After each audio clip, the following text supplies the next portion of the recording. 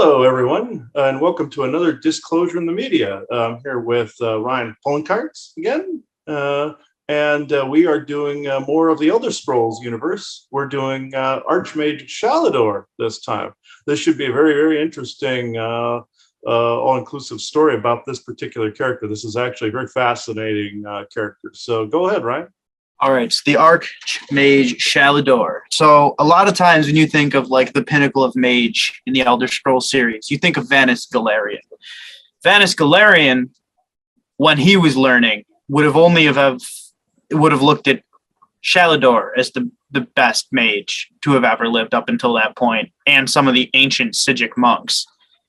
But Shalidor was basically like the best mage in Tamrielic history, and still might be considered the best mage in Tamrielic history, because he touched on he went so deep into the arcane that he basically can do like some real crazy stuff. Even though he's dead, he can still do crazy shit. And it makes Vanus Galarian's feats not look really as great now, but because Vanus Galarian founded the Mages Guild, he will be mentioned a few times here, but Vanus Galarian founded the Mages Guild, so he's like widely remembered as like the mage, but he's not the mage. Like, it's widely considered that like when you're playing the Elder Scrolls and you take like the mage stone, it's Shalidor literally changed the stars to make the mage sign. Damn. Okay. So that's the kind of figure we're starting with. I'm just giving you like a power idea, but to start, Shalidor is a famed Nordic wizard, which is rare because the Nords have like a stigma against magic most of the time. And his feats literally go from the early First Era, late Merethic era, all the way until Second Era 582 during the events of ESO. We have evidence of him like actively shaping the world of Tamriel. He's also the guy that basically made Labyrinthian in Skyrim, like Labyrinthian. And he's one of the first major like thing he's been attributed with is it's highly implied that the entire city of Winterhold, he whispered a spell and like conjured it into creation, like fully formed. He also founded the College of Winterhold as a way to teach mages prior to like any kind of official mages guild. And but he was very selective of who he took. You had to pass like a very rigorous test to become a mage under Shalidor. He was a firm proponent that like not everyone should have magic. Like his first thing was like magic is only for those people that have the self-control to deal with it. Yeah, the discipline. Yeah, that makes a lot of sense. There's some people that it'd be like giving a child a loaded gun. So yeah. Yeah, that was kind of the same thing he said. He was like, I've seen fools trying to use magic and they destroy half a village. So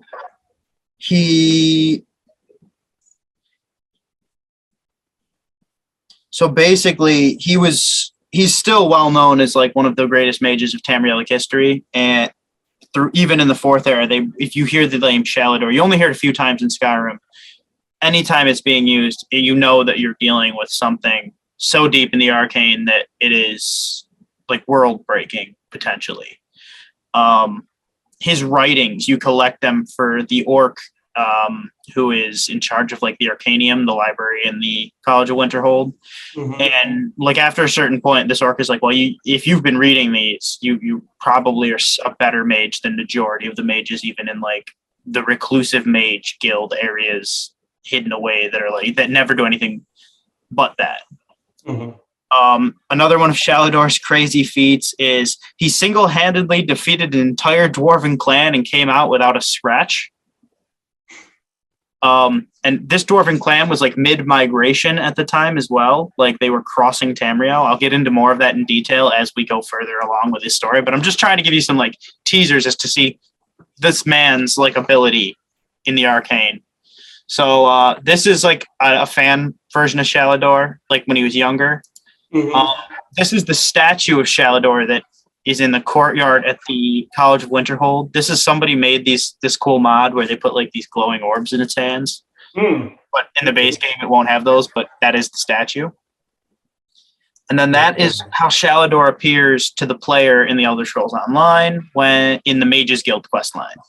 You get to meet Shalidor. He even tells you a little bit about the things that he's done or did in his lifetime, because this is actually a version of Shalidor past his death. And we will get into how he's there and not looking like a ghost sooner. But just transmuted into a different form, essentially. Yeah. Yeah. So if you go to Skyrim and you just have the base game, Winterhold is actually going to look like this. And that's due to the fact that 200 years basically before Skyrim, 5 years after the Oblivion Crisis, the Red Mountain erupted, and it's widely considered that caused the tremors of that caused like a collapse because Winterhold is built on a cliff, and so a lot of the city's gone. But in its height, prior to the rise of the Fourth Era, Winterhold would have looked much more like this, far more built up and fortified. In fact, Winterhold, during the reign of Uriel Septim VII, so if you've played Oblivion, he's the emperor that dies right at the beginning. So at the tail end of the Third Era, Winterhold was actually the capital of Skyrim, not Windhelm or Solitude. And it was the second city, even during the ancient period in like the early Nordic Empire, that predated even the first first Imperial Empire. It was the second city behind Windhelm, and and many kings were actually born and trained and raised here instead of in Windhelm, where they could be subject to court intrigue. So Winterhold is definitely an important city from that perspective, and Shalidor literally like willed the city into existence. So that's one of his major feats. Is like you can look at the entire legacy of Winterhold as just Shalidor's like legacy. So this is the College of Winterhold Central Courtyard. This building here has classrooms, the Archmage's quarters, which is like Shalidor's personal quarters that now every Archmage gets to live in, as well as the Arcanium, which is the library, and then student and faculty housing are on the wings here in these porticos, but you can't see them in this picture. There's also an underground area to the College of Winterhold that leads down to a place called the Underforge. There's some ritualistic things down there for quests and stuff. But the College of Winterhold was actually the first arcane university to ever be built in Tamriel. So that's another big deal. Like the Arcane University on the Imperial Isle wasn't an arcane university until it was already built at this point, but it wasn't an arcane university until the Second Era. This likely was around since the First Era. We don't actually have dates on when this building was here, but the way some characters talk about it being there for millennia, and the only way it could be there for millennia is if it was built in the First Era. Yeah. Multiple millennia. Yeah, that's how some structures are now. They don't know when they were built because they were made of stone or some records were lost. So that makes sense. Or it was built on top of something older, like they have that whole underforge area. I never did figure out what the hell the hand was that you found underneath the. That has to do with the Daedric King of the Abyssinian quest, where you get to talk to a pirate Daedra, but you have to get all these rings and stuff first. Okay. It's kind of an interesting quest line. It's fun. You get some cool loot at the end, but at the end of the day, it's not like a major quest, and it's not loot that's anything good unless you're a mage character. Oh, okay. Okay. So we'll get into that after. We're just going to jump back to a picture of Shalidor so I can go into his early history. So in the First Era, 420, Shalidor, after encountering the dwarven chieftain Rorken, leading his people out of Morrowind in an attempt to relocate to Hammerfell, they got into a conflict with Rorken's entire clan. So it was Shalidor versus probably a couple thousand Dwemer, with their automatons and everything. To give some context as to why the Dwemer were crossing into Skyrim, at the same time, there was a war going on between the Nords and the people of Morrowind, which at that time is known as Resdayn. The Dwemer and the Chimer were both living there. We've talked about this group in the past. Now, the Alliance of the First Council had just taken effect, and Rorken and his group of Dwemer were not okay with that alliance. So he threw his hammer Volendrung across Tamriel and vowed to settle his people where it landed. And it landed in what is now known as Hammerfell, the province. So they had to cross through Skyrim to get from Morrowind to Hammerfell, and there was already a conflict between the races there, and it as this migration happened, it just kind of kept going. The entire way across Skyrim, these two parties were battling.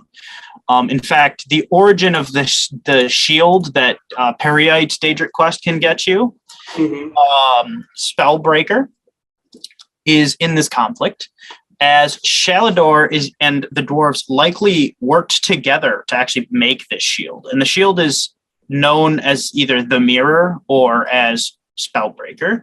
And what it has imbued in it is a ward and reflection spell. So anyone using any kind, if it's raised in a blocking stature, it's a normal tower shield.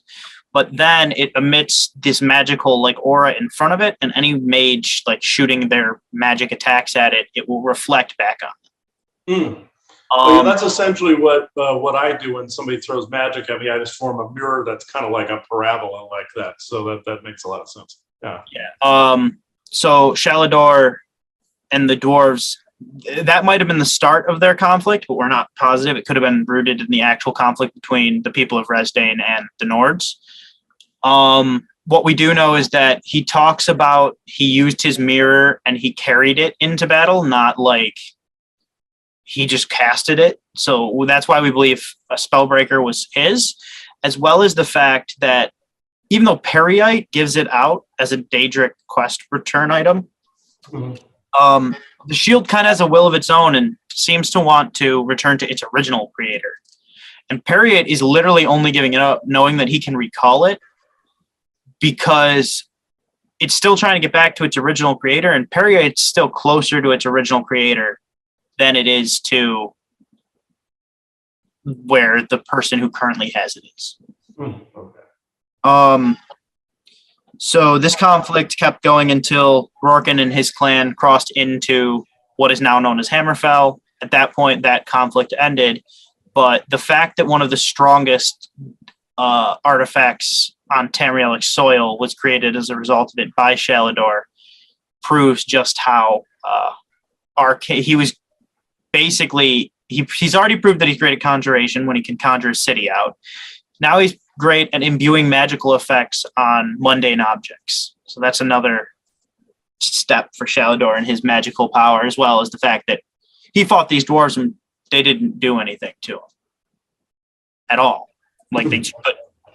So the next major thing is, so now around this time, Sheogorath gets involved. And this begins with, basically, there's an island named, I need to find the name of it, Aiea. The island of Aiea. It's off the coast of Somerset Isle. Shalidor came into possession of this isle by trading very strong arcane pieces to the elves, and they gave him the island. Well, Sheogorath wanted the island, and at this point, Shalidor had already had a reputation as one of the greatest mages to ever have existed. And so Sheogorath was willing to do business with Shalidor and offered him one of his pieces of knowledge. And that item was known as the Folium Discognitum. And basically, it's a tome that Shalidor thought he was going to get extreme magical knowledge out of. In reality, it's a book that basically can't be read. And if you try to read it, you'll eventually go crazy. Shalidor figured that out quite quickly and realized he was taken, and then obsessed over this for the rest of his waking and not waking life.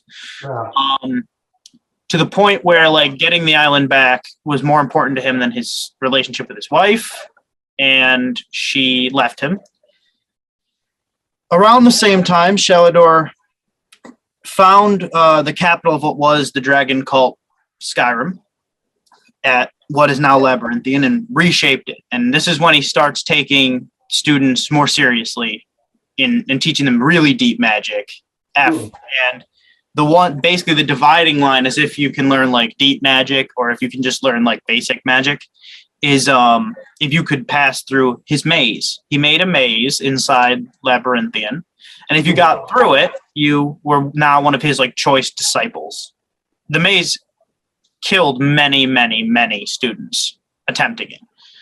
And it was basically to pick the boys from the men, essentially, in Shalidor's eyes. He used, and like pretty much every mage that got through the maze ended up becoming like very high level mages, but they were not like perfect. The maze is, you can actually still run it in Skyrim. In fact, you have to for a quest line, and basically you have to use a type of spell from each like school of magic on a corresponding stone, and then the final test is you have to fight a bunch of summons at the same time. I see what's going on with that. It's kind of like more of a deadly Jedi school, essentially, where basically in this type of situation, where it's only like the worthy can get to the other side of this, like somebody that's smart enough to be able to conquer all aspects of the maze. But it's more of like a dark, not necessarily dark, but it's more of like a rougher Jedi school. Yeah, so Shalidor had this set up, and he's still obsessing about the island at this point that he'd lost because he was doing some like deep magical research there, and now it's in the Shivering Isles, so that's a problem. Well, he does have the book, and he's trying to decipher the book in like the safest way possible, and he's actually managing to do it to some extent, but realizes there's nothing of any worth in the book relatively quickly, so he just gets rid of that. So this is the island, and we will get back into what happens with the island, and we're going to skip across what happens in the later part of his personal life to deal with this in the second era, because this story is not like the pinnacle of Shalidor's ability, but it's definitely up there. So Sheogorath now has this island in the Shivering Isles, his Daedric realm, and it's being used to house crazy people and let Sheogorath do whatever he wants, basically. And over the events of the Mages Guild questline, Shalidor's spirit, but in a flesh body that looks absurdly well preserved, because this is after death Shalidor, he's going around, he's physically touching things, like he is basically a person that is still. And he and the vestige, the soulless one, the player, end up working alongside of Velast, another mage, and she's trying to decipher these Sheogorath books to figure out how to get the island back, and starts going slightly mental the whole time until basically she's fully in the grips of Sheogorath by the end of the quest line. And at the end of the quest, you're able to get the island back, and then it's up to you to decide if she stays with Sheogorath because like her in the moment wants to stay with Sheogorath because she's mental now. Or if you can solve Sheogorath's like puzzle, he will remove the madness from her head and she can come back to being like a normal person. But the feat here for Shalidor is that one, he gets his island back, and two, he is able to transcend death in a way that no other character really has in the Elder Scrolls ever. Where he comes back in like not as a spirit or a specter, he comes back in like a flesh form that's not like grotesque. Not even Metamarco has done that, so and like Metamarco is the king of worms and is now likely the god of necromancy, so that there is just evidence enough. How powerful Shalidor is, yeah. And the reason why I told this first is because the reasoning behind it is the next thing that I'm going to cover.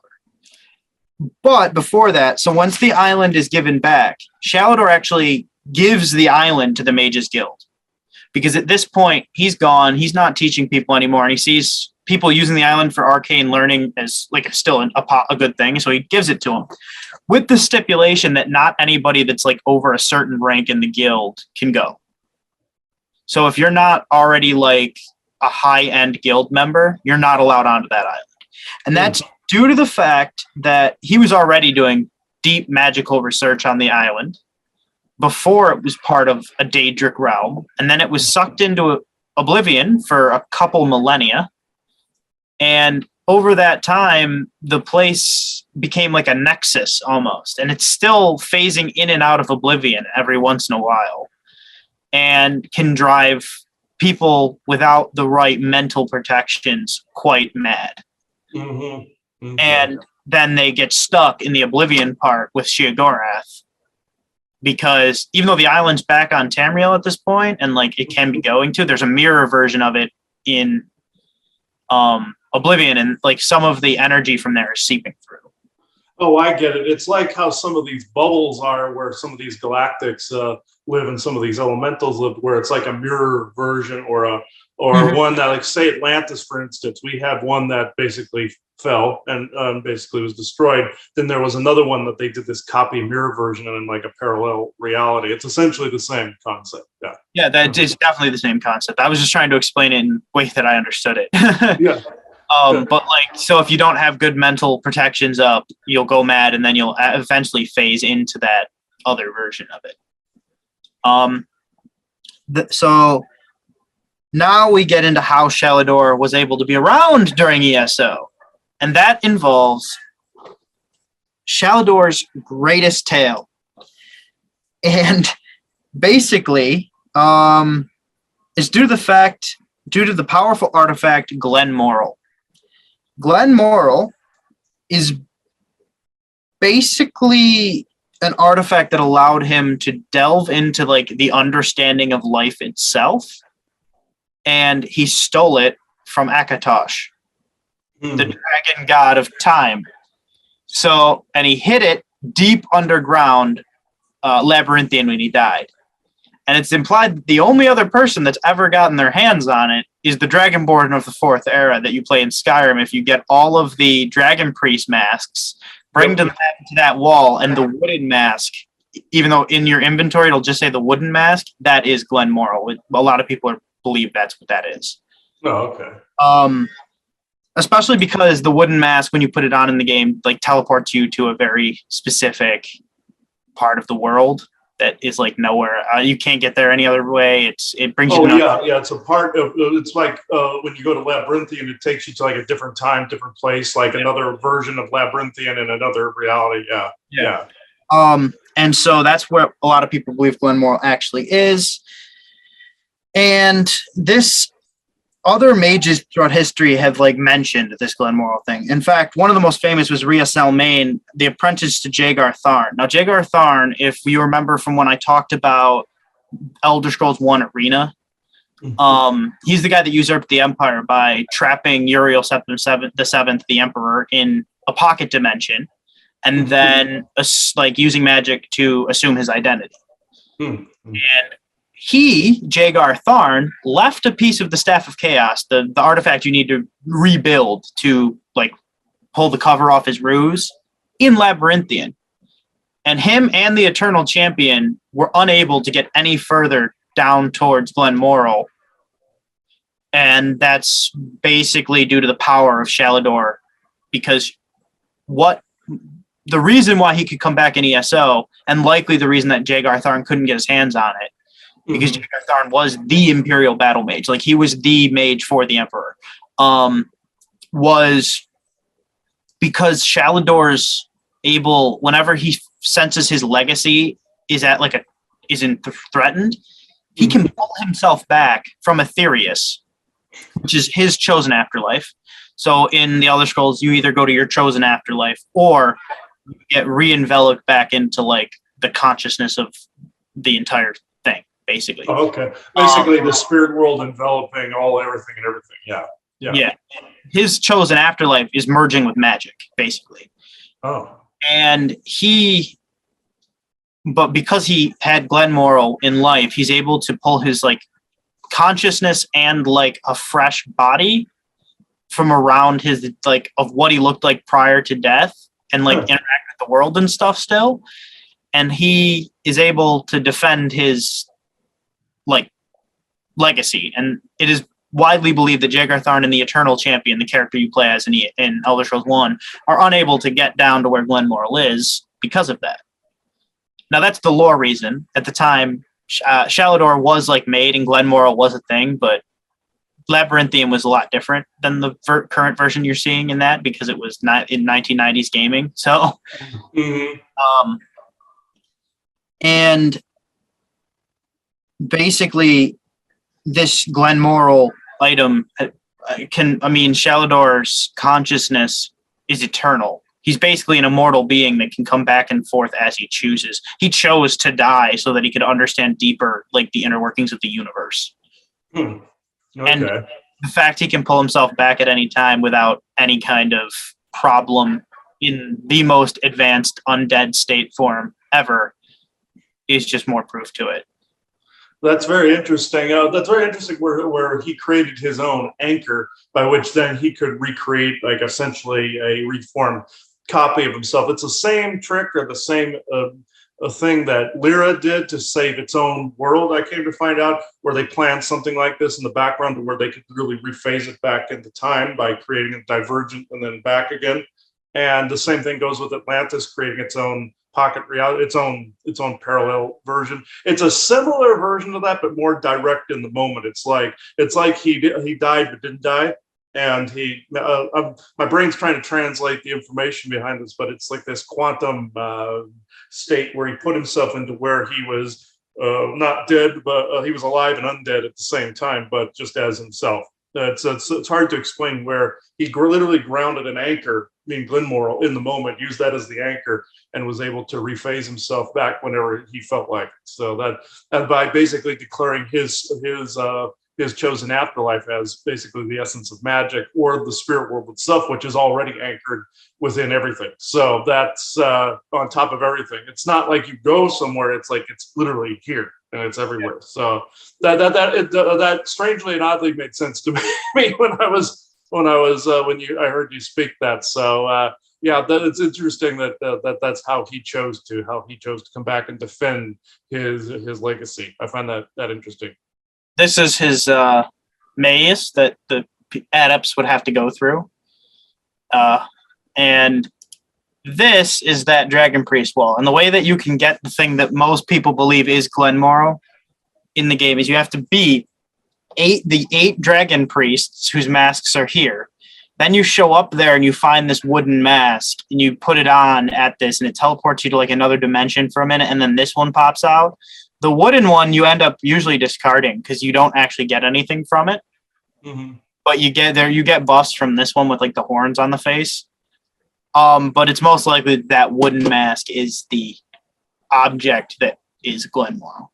Yeah, that's what I was thinking too, because the fact that it was able to anchor you to basically a mirrored dimension like that, that essentially would fit the bill as far as Glenmoral or an object that was capable of using that level of magic. So it seems innocuous because it's this wooden mask, but it's usually the ones that are the ones that objects you're not expecting are usually the most powerful, or the most mundane detail speaks the greatest volumes. So that to me would fit the bill for a magical object like Glenmoral. Yeah, I mean that's just like in Indiana Jones with the Holy Grail. It was the cup that looked shit, not like the cup with all the jewels on it. Yeah, it wasn't the jeweled one. It was the wooden one. They said because Jesus was a carpenter, so they went right for the wooden cup, and it ended up being the real one. Yeah. So to finish this out and to show you just the strength of him. Remember, he actually stole the knowledge of like the inner workings of life from Akshatosh, the dragon god of time. Mm-hmm. And it's significant that he chose Labyrinthian's location as the ruins of the ancient like heart of the dragon cult in Skyrim to be where he hides Glenmoral, because those ruins were like the heart of pre-Akatosh worship of dragons and Akatosh is like the chief dragon. I mean, you could argue Alduin, but a lot of people say Alduin is just an aspect of Akatosh in the same way that other characters throughout history have been an aspect of Akatosh, like Ariel. So the fact that he used the heart of the warship location for the dragons and their cult also shows that he was using the spiritual energy already at the site to keep the area like imbued with power and to channel that power. Okay. Yeah. Yeah. Certain sites like that, whether they're more corrupted or more balanced, a lot of these sites are built on those energetic intersections for that reason, for the channeling of magic, channeling of power. Like the Great Pyramid, they put it on that site so that it could channel that energy and power very, very easily. So yeah, that's why a lot of these ancient sites are built this way. Also, to backtrack a little bit to the order itself, like Shalidor, that's like a group that we spoke to several weeks back. That was more like the Jedi Order. What happened was we had a disagreement with them to whereas how they were performing kind of tests around us to see if we could follow their maze. And I didn't approve of the tactic. It was too immersive of a tactic that drove us a little nuts. So we didn't like that energetically. So we told them, please don't do this. But Shalidor kind of reminds me of that, to where he had his students going through that same maze. I understood the reasoning behind the Cassiopeian group, the kind of the Jedi Order-ish type of group did what they did. It was very, very similar. There's also the Dark Cassiopeians, which is the dark wizards or dark magicians that I come across that are the antithesis, it seems, of Shalidor, where they're exactly like that, where they remake reality around you, or at least the illusion of reality around you, to where you screw up, where you get into an car accident, or you run into a wall, have a series of what I call unfortunate events throughout your day. Draco and Orions do the same thing. But some of these wizards do it a little bit better than they do, to where they will cause a series of unfortunate events, from a little like stubbing of a toe to your car being on fire, sort of type of deal. So it can lead up to that. This other Jedi-like group was supposed to be the opposite of that, where they didn't do things like that, but they channeled that energy into more or less like their own maze, to see if you could build up a certain character and a certain personality, set of personality traits over a period of time. The military do that, to where they try to immerse you constantly. That's where I call it the Michael tactic, where it's like they try to immerse you so that you come out of it rising like the phoenix out of the ashes. But it doesn't work the same for everybody. It can be quite irritating if it's done wrong, or if it's done too much. So I just wanted to add that in because it seemed very relevant to. Oh yeah, and Shalidor's maze, he never forced people to do it. Basically, if you were still able to learn basic magic from him, if you showed like the self-control, it was to gatekeep that high level of magic. The only way that he thought was safe. He didn't want people that weren't disciplined or wanted to get power too quickly to have magic.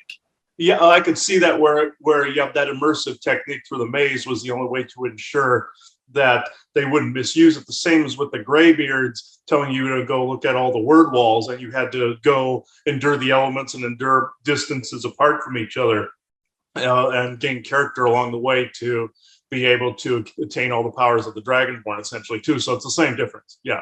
Yeah, and I mean, it also is a way to prove that you had a knowledge of every single type of magic. So that's kind of the depth of the Shalidor maze thing. Now, the final thing I want to talk about is Glenmorrow's power sustained Shalidor's soul and into eternity after his demise, and essentially made him immortal. He chose to pass on to Aetherius, but could return at any time with knowledge of the dream and everyone's part in it. This basically puts him in like a weird in reality, but also adjacent to reality thing. And it's like a Kim-like state, but he can't do some of the world-changing things that people that have Kim do, because he's not bound to the world like people that have Kim are. Like grounded to it. Yeah.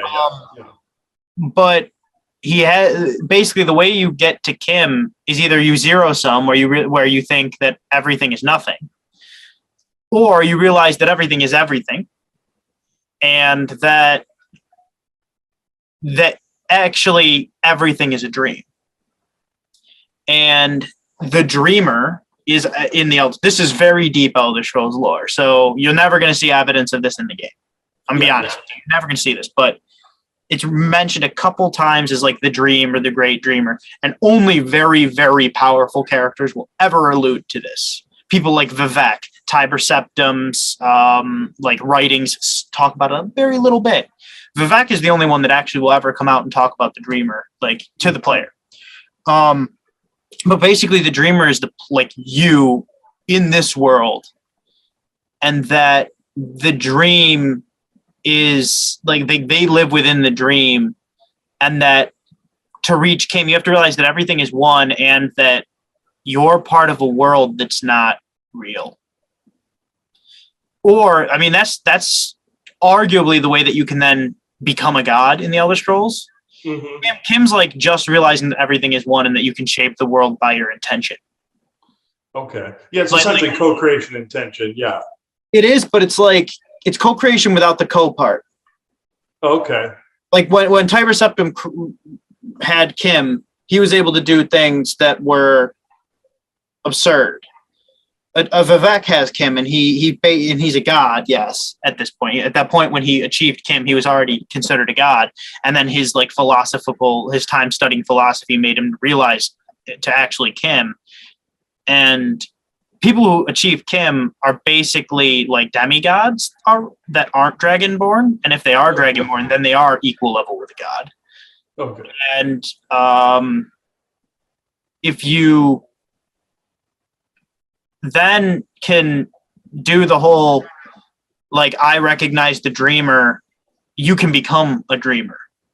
Like, you can escape this world and become real in this game's philosophy. So, and like, Vivek will go as far in playing Morrowind to say that, like, I know I can't escape because I love this place too much. Okay. Like, and he basically it's the only time the fourth wall's ever been broken in the Elder Scrolls. He basically addresses the player and is like, I know you are conscious, and I know that I'm asleep. Okay. Oh yeah. No, basically, he couldn't rid himself of attachment, essentially. So that's. Oh no! This goes so deep as to say he knows he's trapped in the game. Okay. Okay. Yeah. And that you are in the real world, and that you can actually change things. Oh, so he knows he's stuck there, then you can literally reshape everything. Yeah. Okay. Yeah. Okay. That's what he means. Well, that's very interesting. That's very fascinating how they brought that into it, where essentially you step outside of the whole world and reshape it. That's essentially how didn't you compare Lorcan to that too? Essentially, people thought he was the dreamer at one point. Yeah, because Lorcan kind of is the dreamer that is being mentioned, though it's way more in depth than that. But like, if when referring to the dreamer, it kind of just means like anybody outside of the game. Okay. And they imply that Lorcan is outside the game, but also in the game. Oh, where he's entangled with, but at the same time he's reshaping it. It's just like how I haven't mentioned this concept in a while, but there's different beings that they're in stasis, and they can literally dream a character into being. Like Odin did it for a little while.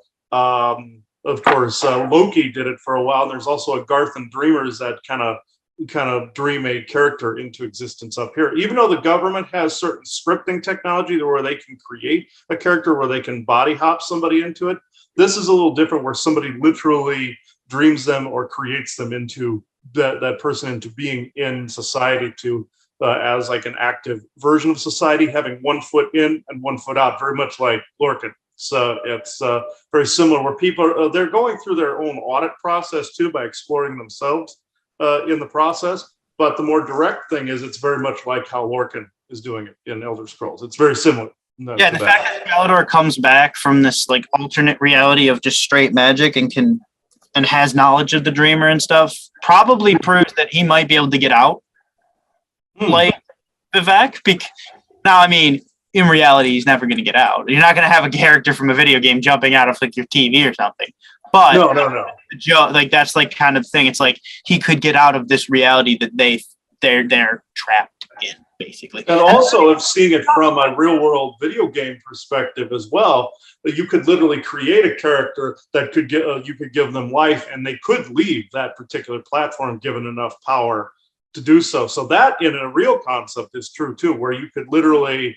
When I did a channeling of Frank Frazetta, he basically said he took all of his creations and gave them life, and he created that within his oversoul bubble or in his oversoul presence. So this is actually a true concept where literally you could create a character from birth all the way to wherever you want to take them, and then that you could give that character life given enough intention put into it and creation put into it. You could then that character could literally given life outside of like the game or outside of the story in which you wrote. It could literally take on a life of its own. I've heard of things like that taking place in ghost and paranormal research as well. Yeah, I mean, this is very, like, that's super deep lore, but it's implying the Shalidors probably came closer than any other character in the lore to, like, getting out, because he now understands the dreamer, and he's in an area where, like, he can kind of study the dreamer eternally. Okay. And essentially, like, emulate it once he figures it out. It's like if you have, like, like those entities that are, like, negative shadow people? Yes. It's like if when they finally figure out how to do stuff to like actually negatively affect you. Okay, like where they copy you enough to where they become kind of like they mimic you to a certain extent. Certain shadow people and certain mimicker entities can do that, and eventually they learn more about the person the more they're around them. Yeah. That's straight on. That's what I mean. That's like basically that might be his goal right now in this Aetherius land is to study the dreamer and become a dreamer and then create his own universe, because that's ultimately what a dreamer can do. Yeah, and that's what when we channeled Frank Frazetta, that's what he ultimately was saying something too. What he was doing was taking his own creations, giving them life, and he said this is the basis for creating planets, civilizations, and universes. So this is essentially the same concept that brought through. If people are interested in that, go to our Patreon, also soon to be coming by this time subscription based, and look for the afterlife of Frank Frazetta. That is the after show of the Intergalactic Interstellar Council, and it talks about that same process. So it's interesting that this is the same identical conceptual way of thinking, where eventually you create your own creations, like character creation, then it evolves to civilization, then planet, then universe. In time, and the fact that he's watching the dreamer in order to emulate that, in order to create his own universal bubble or his own world, is exactly true from what we've been able to understand it. So that's a real concept they've embedded in there. I can see why they wouldn't show it in the game a little bit, but if people read the overall lore and actually earn the understanding, like how in Shalidor's Mage they earn the understanding of all the forms of magic, they have to read outside of the box that the game has and go further into the lore like you've done and we've done, and see the whole expanded universe there. So if you see it from all those angles, it makes sense. Yeah, I mean, so that's kind of my take on Shalidor for lore purposes. I know it's a bit shorter of like the actual lore run through, but I mean, he is sort of an enigma, and I won't be surprised if in further games they explore what Shalidor is doing or has done in his like lifetime more, because there's a lot of like missing spaces in his lifetime and a lot of time where that's lost. Oh yeah, where he is, where you don't know what he's done. Kind of like Da Vinci, where he disappeared for a couple of years, and it's my theory that he time traveled and learned all the stuff he needed to learn, and he came back in like a 2-year period. Honestly, I would love to hear about a student of Shalidor. Actually, all of his students are sort of anonymous at this time, so that'd be a cool concept, is to like somehow learn about a student of Shalidor that when Shalidor finally passed on to Aetherius, they went off and started doing their own stuff and seeing what they ended up what with. they could do. Yeah. It'll be interesting to follow a story arc from one of the students' perspectives. Yeah, I mean, it probably won't ever happen, but yeah. Oh, I could definitely see something like that happening. Yeah. I don't know if you have any game footage to show this time around, but I don't really. Okay. Just 'cause you could run Labyrinthium, but you have to be in the certain quests in Skyrim to do it. And then like the Mages Guild stuff about the island is it's kind of hard. You can't like sit down and do it all at once. Oh yeah. Also, like you have the Sigic Order stuff for the Mage College and everything. But isn't the Mage College, not Mage College, but isn't the Sigic Order very similar to Shalidor's order? Is it similar at all? I mean, the Sigic Order are like monks that are strong magical people, and their belief is they kind of don't subscribe to the normal idea of like the elves, where like they need to get rid of all Lorcan worship and then they can become divine again. Oh, okay. They subscribe to the what has been proven to be real more or less in the universe and to work to get Kim and stuff, to the idea that it is your actions that do it. But they also want to keep dangerous events like arcane wise that could like destabilize the universe. That's why they interfere with the whole Eye of Magnus thing, because if the Thalmor got their hands on it, that's something they could actually use to reshape the universe. Oh yeah. Magnus is the father of magic in the Elder Scrolls, basically. Magnus, like when all the stars are the holes to Aetherius, and Magnus created the sun, which is the biggest hole. Magnus basically was already known as like the father of magic. So that's very interesting, and also the fact that the stars are the hole to Aetherius. That's very interesting because stars are portals to sometimes different dimensions, different parts of the universe and creation. So that makes sense how they added that. And, they're like eyes of the universe. Yeah. When Lorcan's like deception became known to the primordial spirits that helped create the world, the ones that still had the power to leave tore out of creation and ripped those holes back to that magical realm where they came from originally. And Magnus was basically their leader and the strongest one of them. And then most of the divines were the ones that weren't able to get all the way out. And so that's why they've made the planets and they became those planetary beings, as well as have their own avatars and stuff in the world. That makes sense. Like the scale by which we figured out creation was formed, where there were certain celestials, and then those celestials then became their own avatars, and then those avatars helped build worlds. And all. So that actually the map, it's the map of creation, we call it. So it's very, very similar to what we've said. Also, certain beings created their own illusionary traps, like Michael and them created their own traps in the game that they created, so they got stuck within it essentially. So this makes a lot of sense. The way Let me see if I can. Oh, I found it. Here it is. There's this picture that I used basically as a way to show you what I'm talking about. I wasn't prepared to show this picture today. Okay. But I can show it because I mean it's what we're talking about at the moment. Okay. And basically that's how the universe is set up. Okay.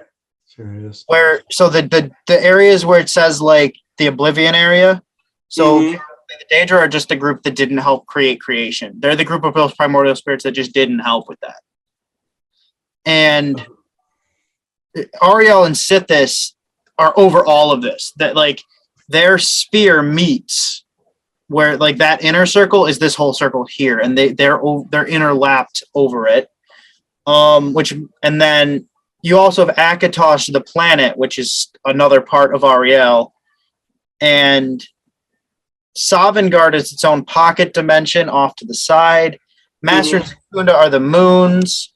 Nirn is the planet you're on. Magnus is sort of where a lot of these primordial spirits that tore out to create the stars and stuff went.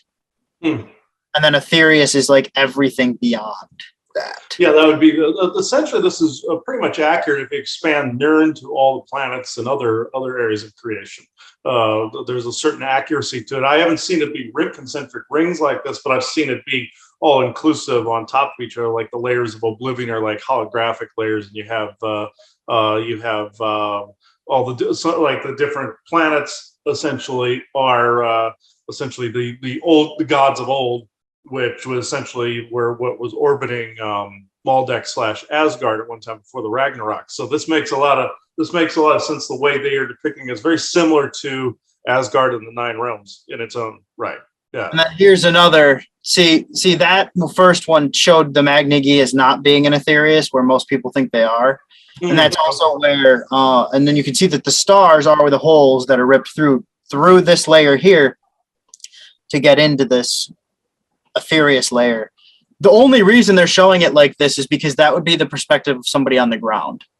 Okay. That's very interesting. It would be, yeah. I can even see the vision they were getting at, where I'm seeing the light of like spirit world going through different suns and everything. So that's very, very interesting. Yeah. Like the only reason they show it as rings like this is because it's not strictly rings, but it's like if you were on the ground, this is like the opposite view if you were outside. If you were the dreamer, this is kind of how you might see it. Okay, I can see that where you're outside of the whole construct. Yeah, you would see it in this way. It's almost like how the Ezekiel wheels within wheels prophecy or the description was, where even though he was describing a spaceship, one could say the energy construct was very similar with the wheels within wheels.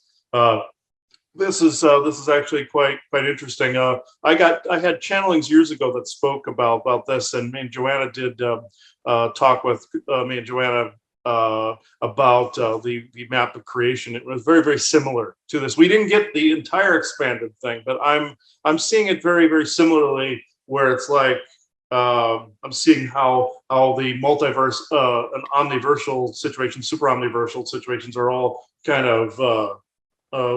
of just coexisting around each other like that. So it'd be interesting if somebody came in to talk about this. Let's see here. I know we've been watched this whole time. So let's see. Is it somebody that's very similar to Shalidor, possibly? So I know I spoke to a giant group called, let's see, I call them Titans, but they there's one called the Voden, there's one called the Stowe, and there's one called the Vidar, I believe. And let's see. Who I know somebody's watching this conversation very intently. So it's more than likely there was a bunch of attacks this morning, because these wizard-like groups, these good ones, are ones that the bad guys don't want anybody to communicate with, because then they start comprehending all this expanded stuff that could uncreate them. So essentially, they don't want people expanding into that area where they are more powerful. So very similar to Shalidor. So Isaac, is there someone here? Because I'm getting both awake and I'm getting both high energy. I'm getting both at the same time. This is my medallion or my amulet that I have on. I can feel weight pressing against it, trying to get to my chest. So it's I just put that on as a shield. So Isaac, who's here, please? You said someone's here. Benevolent, please. Yes. Okay, I felt a heart space, but from whom? From whom? There's several of you forming a wall. Can you please identify an individual? That's benevolent, please. Thank you. I've channeled this man before. His name is Krum. Moses and I compared him to Krom from the Conan universe. So we just said Krum. It's spelled Krirum, but it's Krum. He's from Atlantis originally. So. And he did a whole show with us that we compared his group to that of like the Greybeards, now also Shalidor, I believe. But there was probably a bit of information I missed on their information. That and Conan the Barbarian, things of that nature. So Krum, is it you that wishes to speak? Very briefly. Okay. Yeah. Thank you for reaffirming your presence. Okay. Yeah. All right. One more time, if you would, because there's a darker aspect of this way. So, yeah, thank you, appreciate it. If anybody wants to know why I do that, it's more of like this overwhelming, no, not shock, but it is more of a vibratory shake that they show themselves as being legitimate. So, all right, Krum. So I know you, to give a bit of a backstory that's on our after show, he definitely was a giant. He's a giant on Atlantis. He is, I believe, 100 feet tall, and he can shrink down to our size. So there are groups where they can literally use their molecular cellular solid ability to change size. So in a past life on Atlantis, I was one of these beings that was in his group. So that's why I kept seeing myself in dream sequences, always crushing Dreamtime invaders by growing to a big size and just stepping on them. So I didn't know where that was coming from, and it was this. So I just kind of step on them like putting a cigarette butt out or something. So it was like, so I didn't know where that came from until now. So okay, Krum. You'd swear he's saying crumb, like a crumb on the counter or something, but it's like krum. So uh, yeah, he's like, oh, now I know he's legit. He's joking with me. Okay. Ooh, you're coming in a sense of urgency. Why? Yes, I'll shut up so you can come in. All right, give me a second. All right. All right.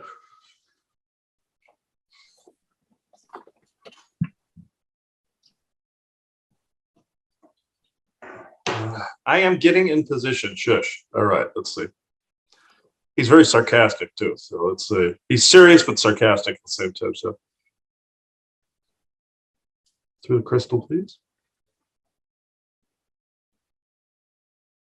Yes, I must be brief in this respect. I am Krum, and I am indeed of Atlantis. But the crux of the conversation is this: the types of magic that are displayed in this Shalidor character are, as you would say, dead on the mark as to what my order, Vidar, actually commit to. You see, it is the same as the voice of the Thum in your Skyrim Greybeards, and it is the same as Gandalf the Grey and Saruman the White battling through voices in your Lord of the Rings trilogy. You see, it is very, very similar to this, the power in the voice and the power in that vibratory frequency state that can literally morph one thing to another thing by the mere command of it, with you becoming that voice, very similar to that of the word walls, dragon walls in Skyrim, whereas it becomes you. You see the spell, and you are one and the same. Very much as Shalidor becoming the dreamer through that mimicry. Very intelligent that this was written in. This is, even though this is our doing to some extent, there are other groups that have put their 2 cents into this. The magic that is displayed within this character is dead on the mark, mixed with, as he would call them, that other Jedi-like group from Cassiopeia. They are not necessarily bad per se, but they have gained many rivals by being, as you would say, too harsh in their immersion testing. They sometimes will think not lesser of someone who doesn't pass, but they do not get to access, again, that higher, vaster knowledge. We think somewhat similar, but we are not going to immersify people in an area they are not ready to study. Again, we do not force people to do it, but if they are on that shamanic path, they don't necessarily have to pass an initiation per se. It is more or less as the path goes. These are the obstacles you run into, like with the bad guys that are out there, at the level that they are at. This is what you're seeing. Dearest Joanna would call it going from seeing the C and D team to the B and A team.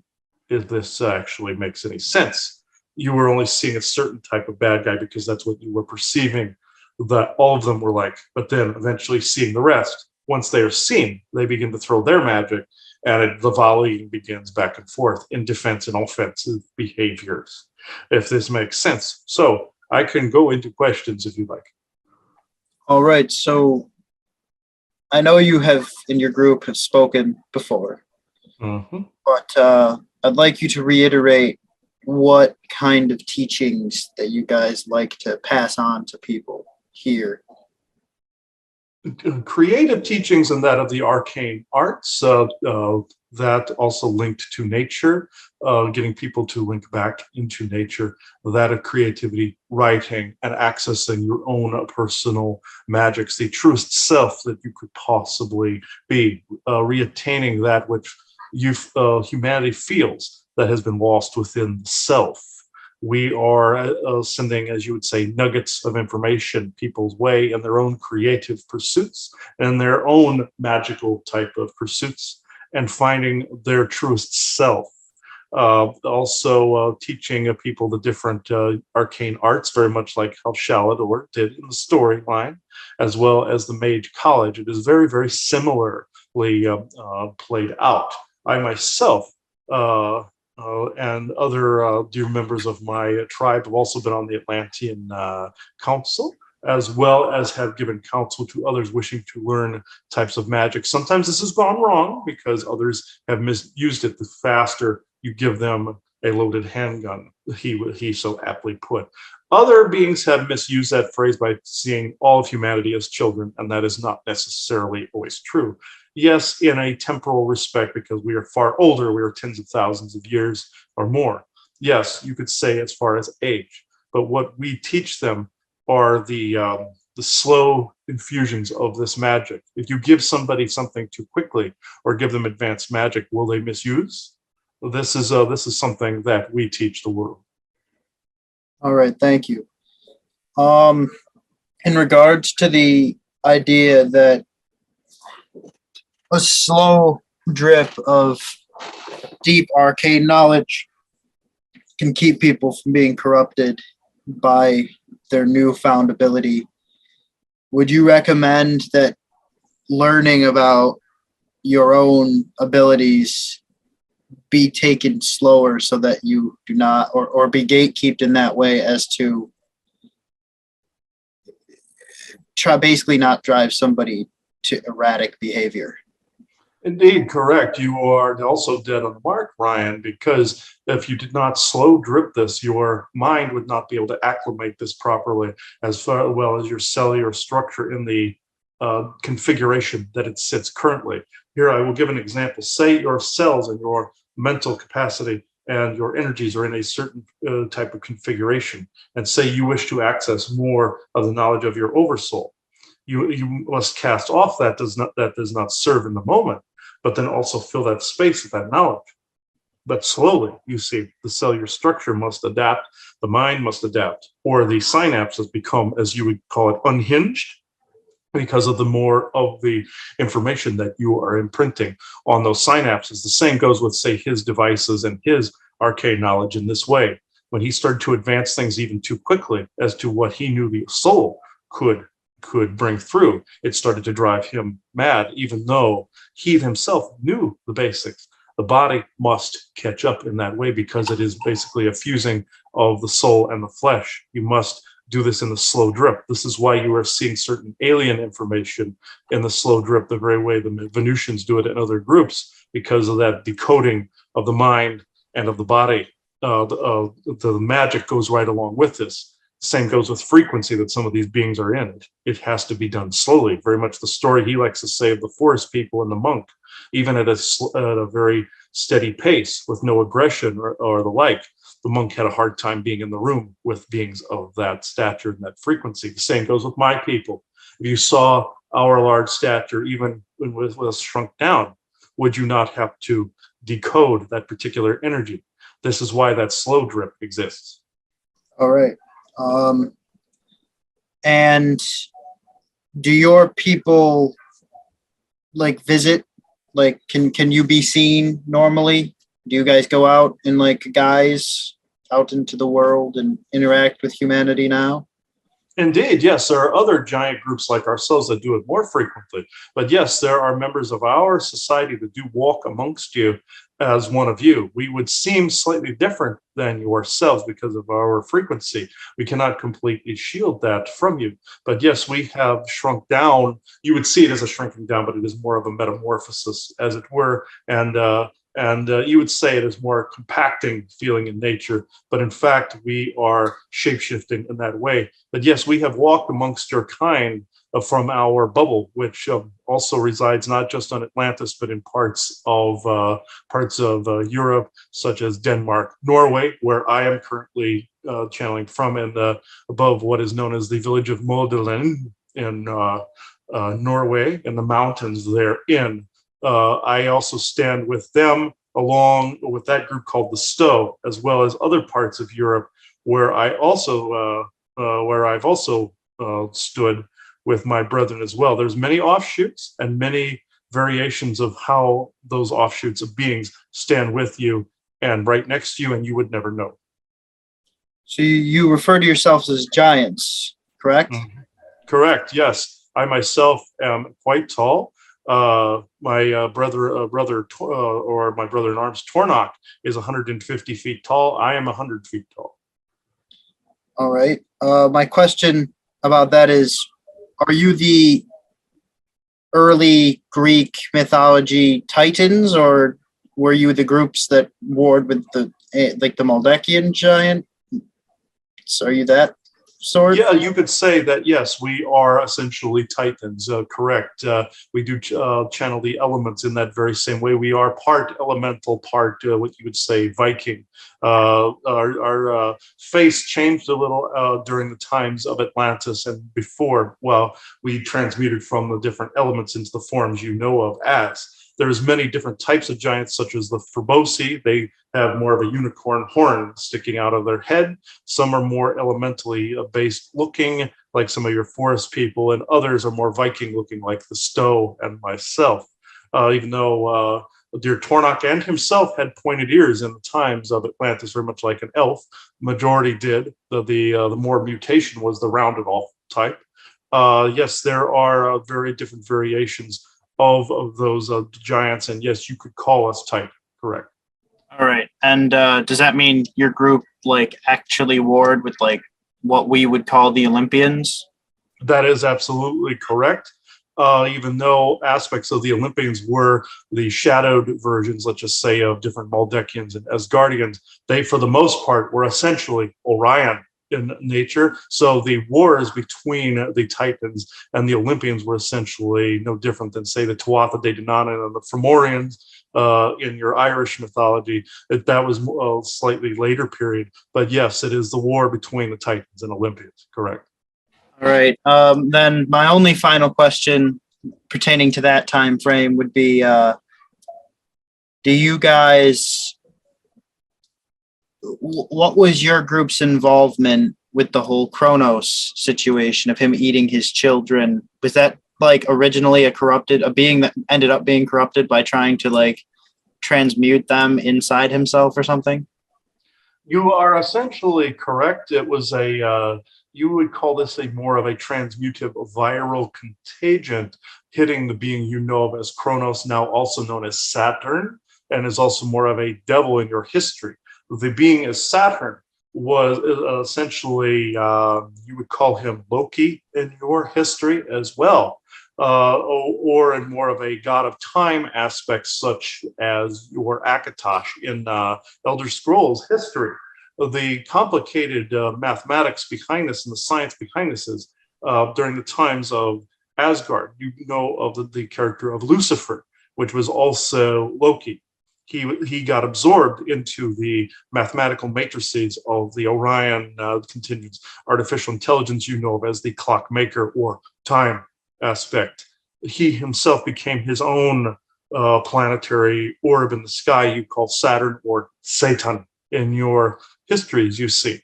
With that, then he was able to infect other forms and absorb in other forms, you see, such as your Michael such as some aspects in your mythological mythos, also manifestations of him then began to form within the Kronos type of figure. Also, he was able to infect others, therefore to be able to absorb the gods in the mythology where Zeus had to free them. Zeus himself was the figure you know of as Enki. He was attempting to free his other siblings from that infection. He and his brother Enlil were already in the past infected. You see, Enlil never completely recovered from this.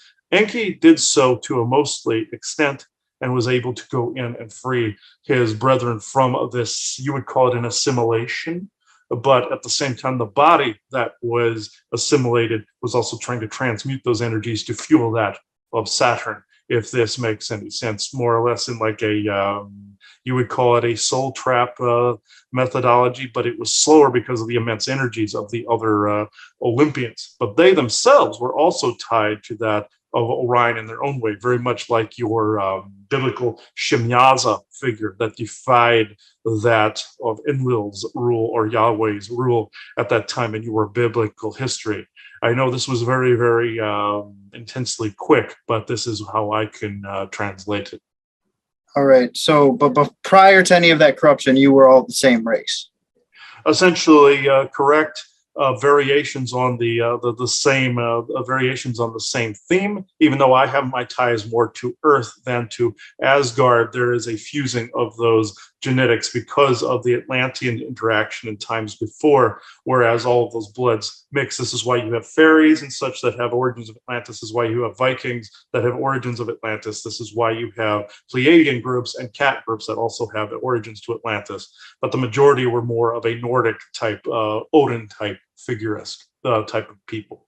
All right, thank you. And now, final question that I pose to everybody on this series is: which race would you play if you were an Elder Scrolls player?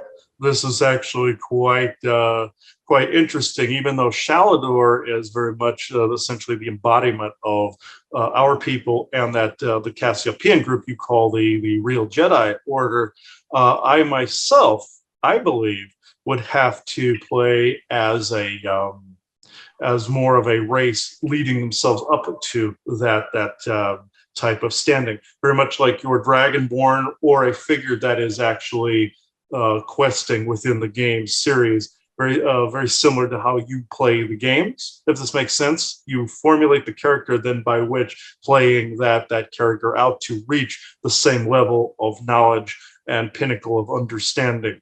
I know this seemed very vague, but this is how I would play it. Oh, no, I meant like which actual race of playable characters would you choose?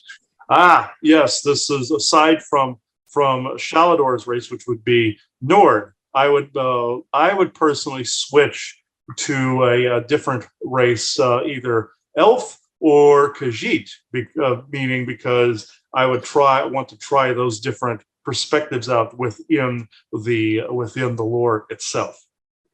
All right, thank you for your time. Thank you. It has been an honor. It's been an honor to have you. Oh, he had to speed through that when you were asking him about the Titans or anything. He had to go through like about a million years worth of history in like a few minutes. So it was like, so it was, or at least tens of thousands, how the Titans and the Olympians went. But I could see the map in my head when he was talking about Kronos, about the assimilation of the energies, where Saturn is connected to the moon, whereas it creates it created a soul trap buffer that led back to Saturn. I don't believe that gate is functioning anymore. I always compare it to, like the gates of St. Peter, whereas that was the construct by which people were led into heaven or a false heaven. And the moon is a computer processor that has gates that open and close. So therefore, it would lead them into that soul trap. That's what he was kind of hinting at. Whereas the assimilation of the different Olympian, eventually what became the Olympians. So that's what he was getting at that point. Oh man, he raised the energy considerably too. All right, it just went. Woof. when these giants come in, they completely clear the environment of any obstructions, and it's just like they just barrel on through. Essentially, it's the same type of guides that you have. That's Odin's Viking group. They're related to all of them as well.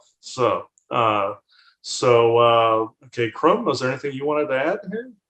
Nope. Ryan, did you want to add anything before we take the show out?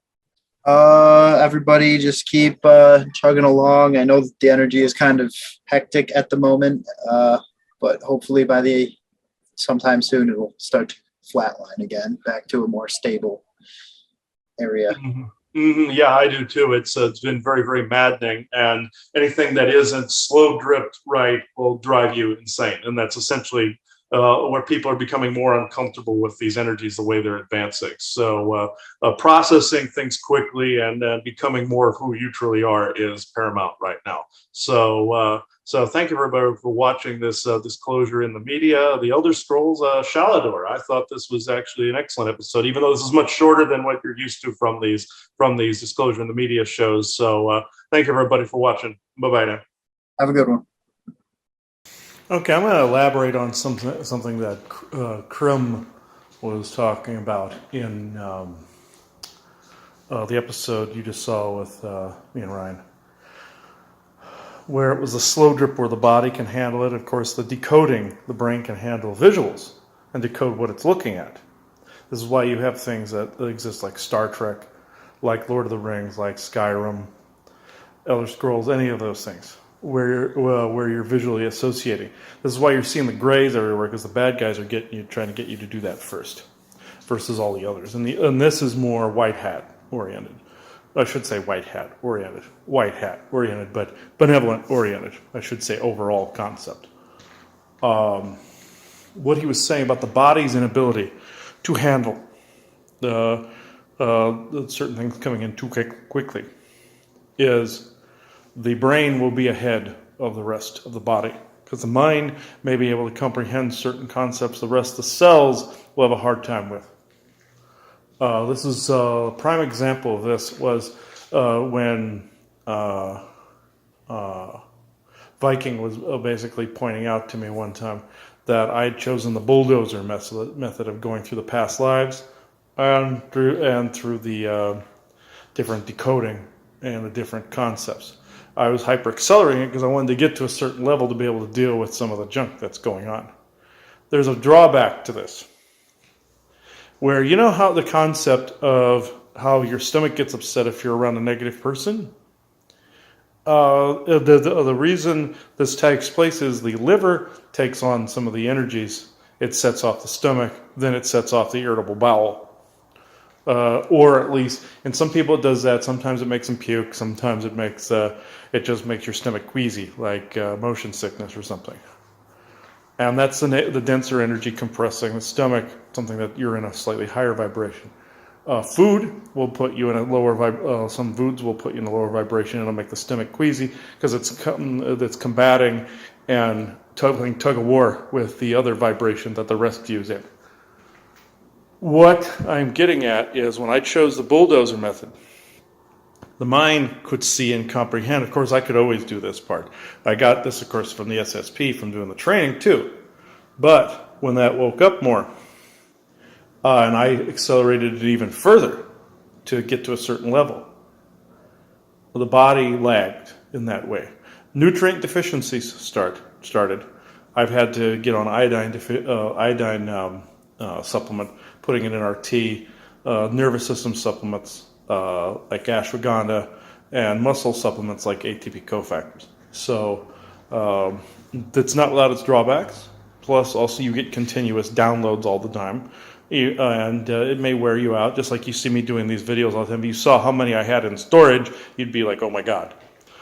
So it's like that on a continuous basis. I'm always seeing patterns, always recognizing patterns, like literally every moment of every day. It's like how the character of Hercule Poirot did in Murder on the Orient Express. He said it makes life unbearable, where he sees certain patterns all the time. And where he literally has to be symmetric with those patterns, like having two eggs be the same height, stuff like that.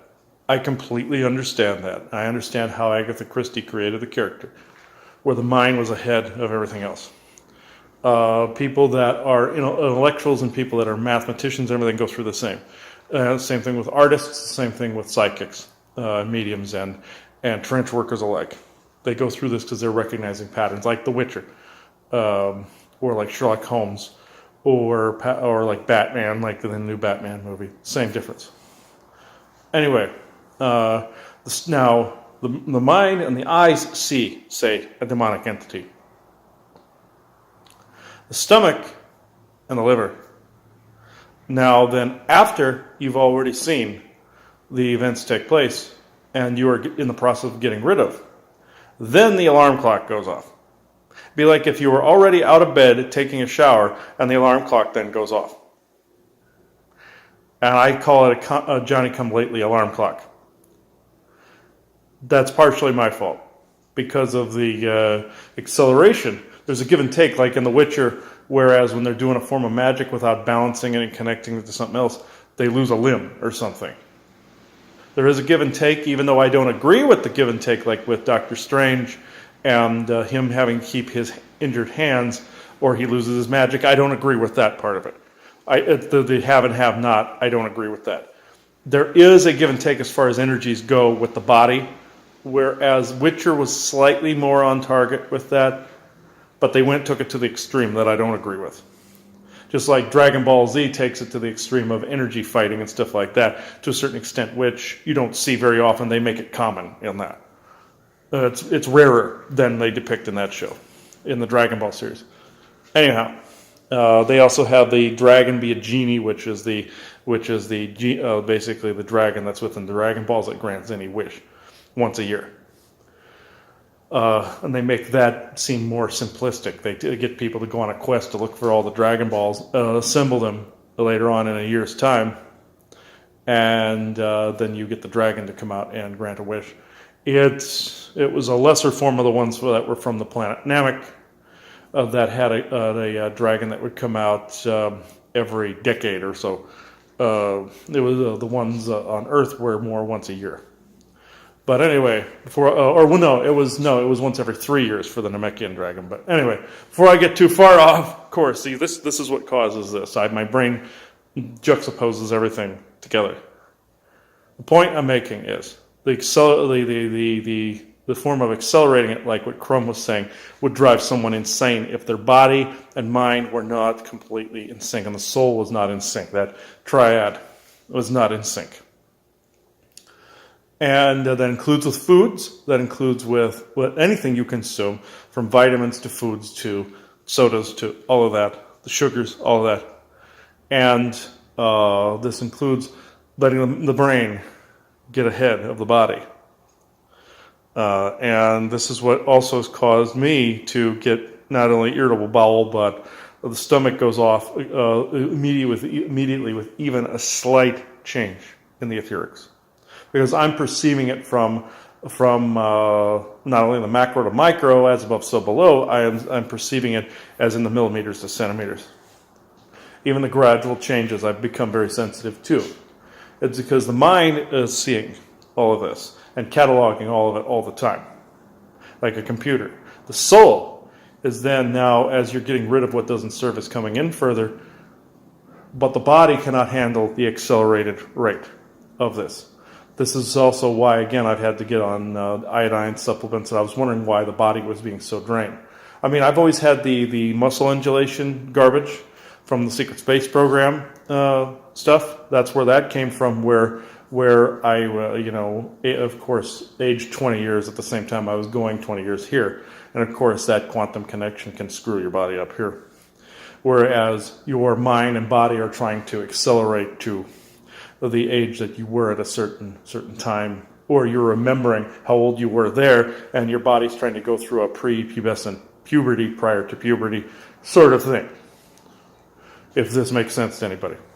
So it's the quantum entanglement therein that does it for that 20-year period. That was also causing a hyper-acceleration and a mismatch. Granted, about at least 50% of what's going on with me is that mismatch from there.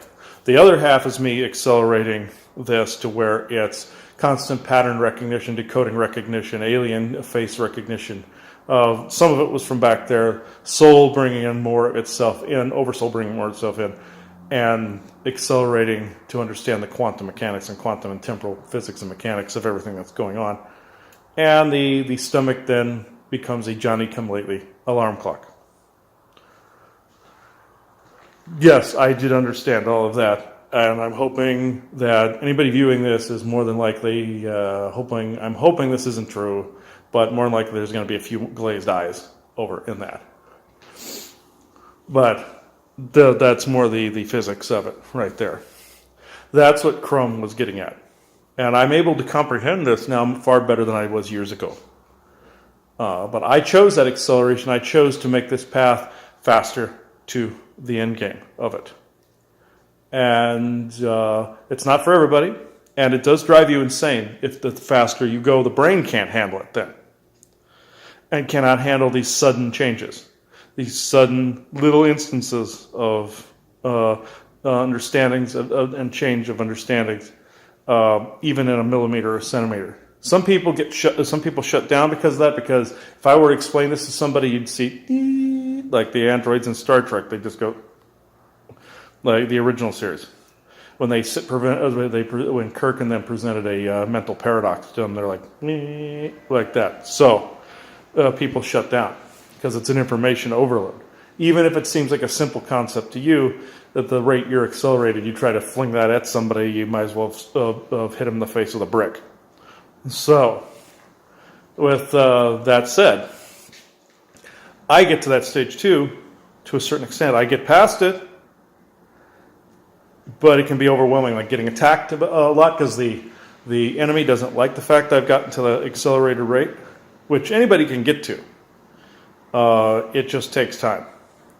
And also the fact that I've been getting rid of more notebooks. Therefore, my body seems to be going through this weird shock. The energy goes through this weird shock to where I start shaking and everything. So obviously there was an entanglement there that my body and mind and soul could not codify in this existence or quantify in this existence. It was on a level, on a spell level, and on a mental and soul level that the body just had a hard time with. And then past that point, I start to accelerate a little more. With that, when you get rid of things that don't serve, you're going to notice that more of your oversoul starts to come through, either in physical form, as I've said, with like photographs and with old writings, notes, love letters, all those things that you've heard me talk about. Objects, haunted or otherwise, if it carries a haunting from a different era that you don't care for, why you have it. That is another area. And I've been doing this at an extremely accelerated rate. And then wondering why my body is paying for it. I don't completely always advise that to everybody. That's just more me. I know in time it balances. Or sometimes with some people it won't. The body just can't take it. And that's what some of these species are concerned about. That the overload and the decoding overload, bodily overload, cell overload from things from different frequencies. For one, if you try to integrate stuff from some of these other frequencies, some people call it 5D, but going ahead where the perspectives and perceptions are totally different than here, your body would just turn into goo at that point. You'd have a meltdown, literally. So I can understand the slow drip method. I don't always approve of it because there's some things they could just put completely out there, like the healing tech and stuff like that, and some of the UFO stuff, and it'd be all right. And some of the alien stuff, and it would be all right. There's just some things they could slow drip from that point. They could bypass a few of these rungs on the ladder, in my opinion. They fervently disagree with me on that, but there are some things you can get away with. And that's from my observations. Not many, but you can get away with it, and you can accelerate the slow drip to a certain level. So that's, again, my opinion. Obviously, my opinion differs from theirs. So I may be seeing it from a slightly muted perspective and perception from their perception and perspective. I might be seeing it as more of an impatient human versus that of an accelerated being. But that's my opinion. And that's also my observation there as well. So I will leave it there. I will add this to that show as well with Shalidor. It is 12:44 p.m. Monday, March 28th, 2022. Thank you. Oh, I also wanted to add, it's also depends on how much you're willing to put into it as well. How much are you willing to be vigilant and due diligent with not only doing the inner work, but also doing the outer work as well, the organizational work, like what I've been doing with the computer stuff. That's where also the enemy is mad as well. And also avoiding any sort of teachers out there that want to be just salesmen and just want to keep stringing you along and keeping you underfoot, because you have the potential to surpass them. You may not even need them. They're teaching you in a different way versus how they intended to. And you don't want to deal with just plain salesmen either. Doing courses, even though we plan on doing courses, we plan on spreading information in a different way than the others do. If this makes any sense to anybody. So I can't go into that too much further, but you get the idea. It is 12:51 p.m. Monday, March 28th, 2022. Thank you. Another point I'll make for the Shalidor episode is what was put in my head was some imaginings I've had, just like where I'm interfering with a fictional situation, like in Witcher or Star Trek or what have you. And I'm either introducing something, some kind of piece of philosophy, tech, helping out a faction, something like that. And as it was brought to my attention that I would have to do all the integrations of certain information and such in secret in order not to mess up that society or interfere with that society, like you see in Star Trek, the Prime Directive. Sometimes it's fascist, sometimes it isn't. Like if they let a planet die, it's fascist. That's a natural progression. No, you're supposed to interfere to a certain extent. Just like I had a past life that was a pirate against the Galactic Federation. It was a long time ago. And 25 million years or something like that. Because the Galactic Federation has been around a while. And where I helped move a planet that they were just going to allow to get fried by its sun to a different solar system, to something that had a similar sun, something slightly similar, but the effects of it made it so that the population became slightly more aggressive it was a slightly greater gravity. It was like maybe less than a percentile gravity difference. And nobody ever thought there would be anything different, but that species ended up becoming hostile. Turns out some of the other people had done those projections already. But I was in the business of helping worlds. Apparently you can have the tech to switch worlds around as long as you have the quantum connection and flip it through a wormhole. You can do that. You can go and flip them around. And that has been done. The Untomans did it from their universe to ours, where they took a very crappy planet and flipped the positions with them and sent the other one to a collapsing universe. Got rid of it. So something that was far less valuable than them, obviously, but to be able to watch the Orions. But where I'm going with this is where I'm being shown, I personally have the opinion where, like I said, you can speed some things up. The Galactics, like the Mozen and them, have fervently disagreed with me that it's already been accelerated. Like getting medical technology out there, getting new communications technologies out there, getting new food technologies out there. And it really wouldn't screw up too much. Well, they fervently disagree with that. They can do things in the background and see that where people could not necessarily just handle it, but that it goes back to the decoding, and it goes back to basic bodily operations, like what I've said, where I accelerated myself to where I could comprehend these things. But they don't want to create a have and have not, so they're not going to just give it to one group and not another. The reason the Cabal got it is because they got it through darker means, and they got it through Darshinian, Orion, and Draconian interference. You see, when it was given to Hitler, you saw what he did with it. So yeah, he saw that that it was misused immediately, like what Crumb was saying. If something was given all at once and didn't have some kind of buffer in between there, like what Shalidor did with his maze, or with the Greybeards, making you find all the word walls. So it's basically a test of endurance and through fortitude. You start to grow a certain character after a while. They can take it too far, like that Jedi group that was around took it too far. A little too far. Michael definitely way out of the ballpark took it too far. The immersion technique, I call it. I agree with it to a certain extent, but come on, there is a limit. What I'm trying to get at is when you can introduce something, even at the accelerated rate it's at, introducing things like what has happened, say, like with COVID and all this, people were losing their minds. People were acting, retarded, essentially, and when it came to this. And it shows they weren't ready for any of some of this other stuff. And some of the people that are more in my camp are going, well, we can just save them from themselves. They don't work that way. Like the people are trying to make them aware. You're not going to make them aware. You're just going to make them frustrated. It's not about waking them up. It's allowing them to wake up. There's a difference. By integrating this in through that slow drip, and I almost vomit a little even mentioning this or saying this, is the right call. Not as slow as they've been doing it, but it's the right call.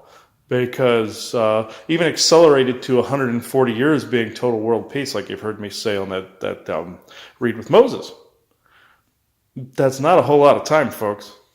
And I even heard this on Picard. He said, he said to the younger Guinan, he goes, change doesn't always come in the time that we expect it to. Or as quickly as we expect it to. And it did. It does change eventually. They're trying to fix a shattered timeline in that show. But anyway, this is where I have to show my patience. I know I came in with greater knowledge and slightly ahead of the curve. Not in an ego sense, people, but ahead of the curve to help make changes here. Which means, of course, the people around us weren't going to be that far. That was the idea of the exercise. Helping them get that far, but at the same time, it's more like spoon feeding them, but at the same time, not making their heads explode. It doesn't mean that I'm not going to put the real information out there. It doesn't mean that I'm not going to say my piece. It doesn't mean that I'm not going to be me. It doesn't mean that I'm going to dumb things back just for people. That's a bad idea, too. Whoever's supposed to hear it will hear it, regardless. You don't pander or cater to some people that are further back because they can't handle it. It doesn't matter. The people that are meant to find it will find it. And that's just how it is. And then those people can then relegate it or delegate it how they wish. And then more than likely it'll be somebody in that group that's their lane to delegate it to those other people in a way they can handle. So it's just like I was being shown flash in my head. More likely by the Mosan, about why they had to interfere also during World War II and with the Americans and the British. And they only upgraded their weapons technology just a little bit. It was more likely what those scientists could handle. They didn't give they had alien tech and all that too, but just like what I said with that Doctor Who episode in one of them, in another recording, whereas the doctor upgraded British fighters to take out the Daleks, but then retracted the upgrades. And Churchill kept saying, no, we need those to take out the Nazis. And he didn't want to alter the timeline. He said, no, it's going to be a long, hard road, but you will eventually be victorious against them. And they showed it as the Spitfires in that episode, which, again, the Mosen did help upgrade the British Spitfire, so that was true. The point I'm making is they had to do it only little increments to where it didn't overwhelm. And so if it had, we probably would have lost. Or if they hadn't interfered at all, we would have lost. But They helped accelerate the Nazis, so they had the good guys had to come in and help slightly accelerate our side and the British side. So not by much. They fought side by side, played the role of human next to us, and helped us out and helped us win that war. Or win the war, even though the Nazis then went underground and did what they did. They faked their own death. You know the story behind that, where they went to Antarctica, and Argentina, the moon, Mars, and Ceres. So know that part of the history. But the biggest point I'm making here is, if it was shoved all out at once to complete Star Trek level, it would not end well, even at the advanced stage some of us think we're at. And this is me saying this. I fervently disagree of how slow it is. It could go a little faster, given what's going on right now. But you also see how people are handling the COVID and the Russia and the Ukraine stuff. Although there are false flags out there, you see how they're handling it. So it's still, people are still following the leader. They're still paying attention to the distraction versus the actual thing. And that's also why the slow drip is necessary to put right what is wrong now. So you see what I'm trying to get at.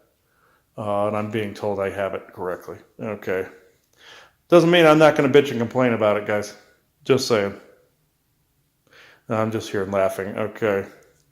All right. It is 2:59 p.m. Monday, March 28th, 2022. Thank you. I just want to point out that the episode I left off on while I was recording that last recording was the 25th episode of Galactic Interstellar Council After Show, putting on the new website, and that was the Venusian Agenda. And as we all know, the Venusian Agenda is the slow drip of information through academic, religious, politics, and business. So I thought I would just point that out. It is 3 p.m., Monday, March 28th, 2022. Thank you. I'm being reminded to say also, despite that synchronicity you just saw pop up, I'm being reminded to say that it is also for some of the technologies as well, slow dripping, like the med beds, all this other stuff, that we would not necessarily see those particular things except for the hand-me-downs. That may seem harsh and cruel. Yes, the cabal always wants to remain in charge with that respect, but it also applies to benevolence as well. As much as it makes me gag to see that. The slow drip of those type of things, the med beds, even the medical tech, all that other stuff. This would also, this would do something to not only the psyche but the body, as I have been describing before. So I know that's kind of vague, but I'm being reminded to say some of these things that, they're promising to put this tech out. They're never going to do that. We have to get them to do that. We have to co-create that. We have to notice that and co-create that ourselves. And create that, not just co-create. Co-create amongst each other, but create that. We must bring that about ourselves. That's what I'm hearing. So, thank you guys. Mozen? Boris? Just as a group. Okay. It's 3:04 p.m. Monday, March 28th, 2022. Thank you. I knew the song I had in the background was a synchronicity. It was "This Means War" by Avenged Sevenfold. Avenged Sevenfold usually they had the one called the Draco song, where it means it was called "Fucking Nightmare" by Avenged Sevenfold. I called that the Draco song, but this was it means war. This means war. This means that the Mozen were around, and that they were at war with the Darshinians and any of the ones that helped accelerate the Nazis at the time. Up into galactic standard, essentially. And become the conquerors they were, just like in the show Picard. That's how the timeline flipped, as humanity became a bunch of Nazi-like people, exterminating different races around the galaxy.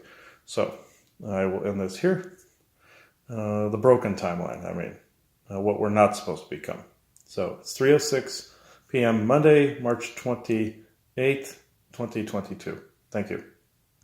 Also, another bit of physics I'll put in the Shalidor episode. Sorry, but guys, about like also the changeover from copying that version of, like, say, Atlantis or Lemuria over to their own pocket or own dimension. It's, I believe, different than what was shown as neutral and safe zones. Some people had questions about that. It's slightly different. Whereas one was more of a barrier, the other one was more of a dimensional shift or frequency shift. That is the difference that I can honestly see. The other ones also, the Force people said that some of the bad guys created neutral and safe zones, not only to trick people into thinking it would always be safe, like I thought Prescott was, but even though the barrier fell after a while, and made people think that 5D thing was an actual just physical place you would go to instead of a perception and perceptual change. Perspective and perceptual change, rather. But it would also make people lazy, so they wouldn't do their own inner work. Like if you didn't have stuff happening, what would you do? You'd atrophy in that area. Then you'd leave there and go, So, yeah, what would be the point to a place like that other than malevolence rather than benevolence? I could see the pockets. Pockets are a very good thing. It's these safe and neutral zone type concepts that I don't see that actually being practical. So it's not practical, except like if you want to take a break somewhere. But to live within it, no, you'd start to atrophy in certain areas. You wouldn't want to ever leave. So more like an afterlife almost. You wouldn't want to leave. I see that as more of a snare than anything else. You wouldn't evolve. So as much as I can't stand being attacked or anything like that, I'm not condoning that in the slightest. I'm just saying that the other way would not necessarily be the way to conduct business or conduct affairs on Earth. That would be why certain bad guys created those neutrality areas and safe zones. Neutral would be probably the way the Earth would eventually become with its laws. Would be more of a neutral zone itself. Where anybody and everybody could come and go, but they couldn't attack each other. That's more fair. Safe zone, no. That I could see that being okay for a limited amount of time, but neutral in that way is better, where neutrality laws are put into place. Where the bad guys couldn't hurt anybody and we couldn't, retaliate or want to go exterminate them. Now, outside of there, different story. If they do something stupid, you paste them. But, yeah, I just figured I would bring that up. Apparently I'm being reminded of it. Sometimes I hate the downloads when they come in this amount of frequency, or frequently like this. But, yeah, when I'm trying to work on something, I see it as sometimes a distraction, but it's also useful. So it is 3:15 p.m. Monday, March 28th, 2022. Thank you. I want to go back to the slow drip thing for a second. It's like I started cooking dinner and I just noticed that I was being told it was like like basically slow cooking a meal versus speeding it up. Even if you speed it up in a pressure cooker, of course it's going to be slightly different. Even though it's still good, it's slightly different. So that's the analogy that I had. Even in the pressure cooker that we're in, it's still going to come out all right at the end. That's essentially the analogy that I was given a moment ago. I know there's a bunch of these little videos about the slow drip, but of course today is the day that downloads don't stop. So I mind sometimes I don't. So I figured I will just leave it there. It is 4:18 p.m. Monday, March 28, 2022. Thank you. Okay, I'm going to also tack on to either the conversation about Shalidor or the conversation that you just saw. Because there was a point to be made in both of them that was the same one. And it's the slow drip. And like I've said, with the decoding and with the learning things too quickly sort of thing. Even though I did the bulldozer thing where, of course, say something important, and that's what happens, which doesn't always happen here. With the decoding issue, also learning things too quickly, there were stages where I was going nuts from it. Where my grandfather would come to it since they, cut the films of certain information, the past, all that. Well, what happened was, and this was ages ago, when I heard this, and this advice was from a lying bastard, let's just say. Joanna brought up a good point. Not only would I find someone that would have a greater ability to control these emotional swings and the information than me, which again was her to an extent, but we have our wheelhouses. But that was that who shall not be named. But there was another one that would also shall not be named. Actually, that one was a Bendigoth. The other one, the second one I'm mentioning now, he said one time, and I hate quoting this guy because he ended up being an evil prick, but the point was still sound. He said in times of Atlantis, lots of technology was given to them, and they became some of the most evil bastards on Earth.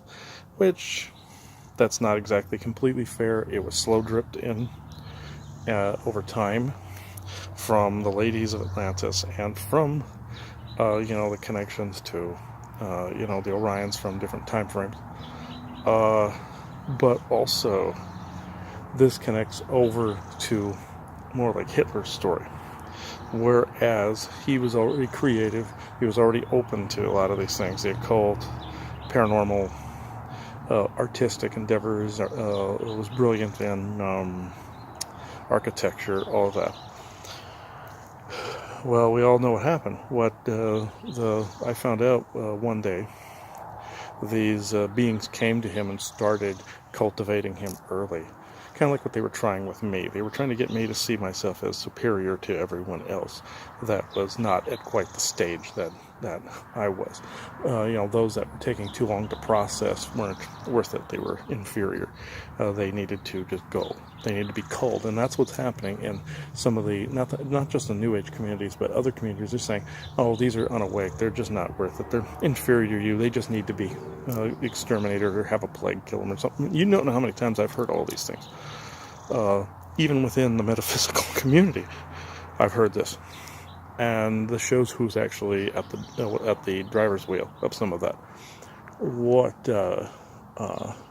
What happened was they're trying to get you acceptable with a certain mindset, like you've heard me say, getting rid of emotions towards certain people, not caring about them because, they may be a pain in the ass, which you can walk away from them. There's nothing wrong with that at all, nothing.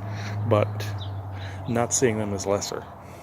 And what happened was he was cultivated, and then one day these aliens paid him a visit. More than likely they were cultivating him longer than when they actually physically showed up. And then he came to admire them as more like godly. That would be the Orions, Draco, Darshinians, all of them.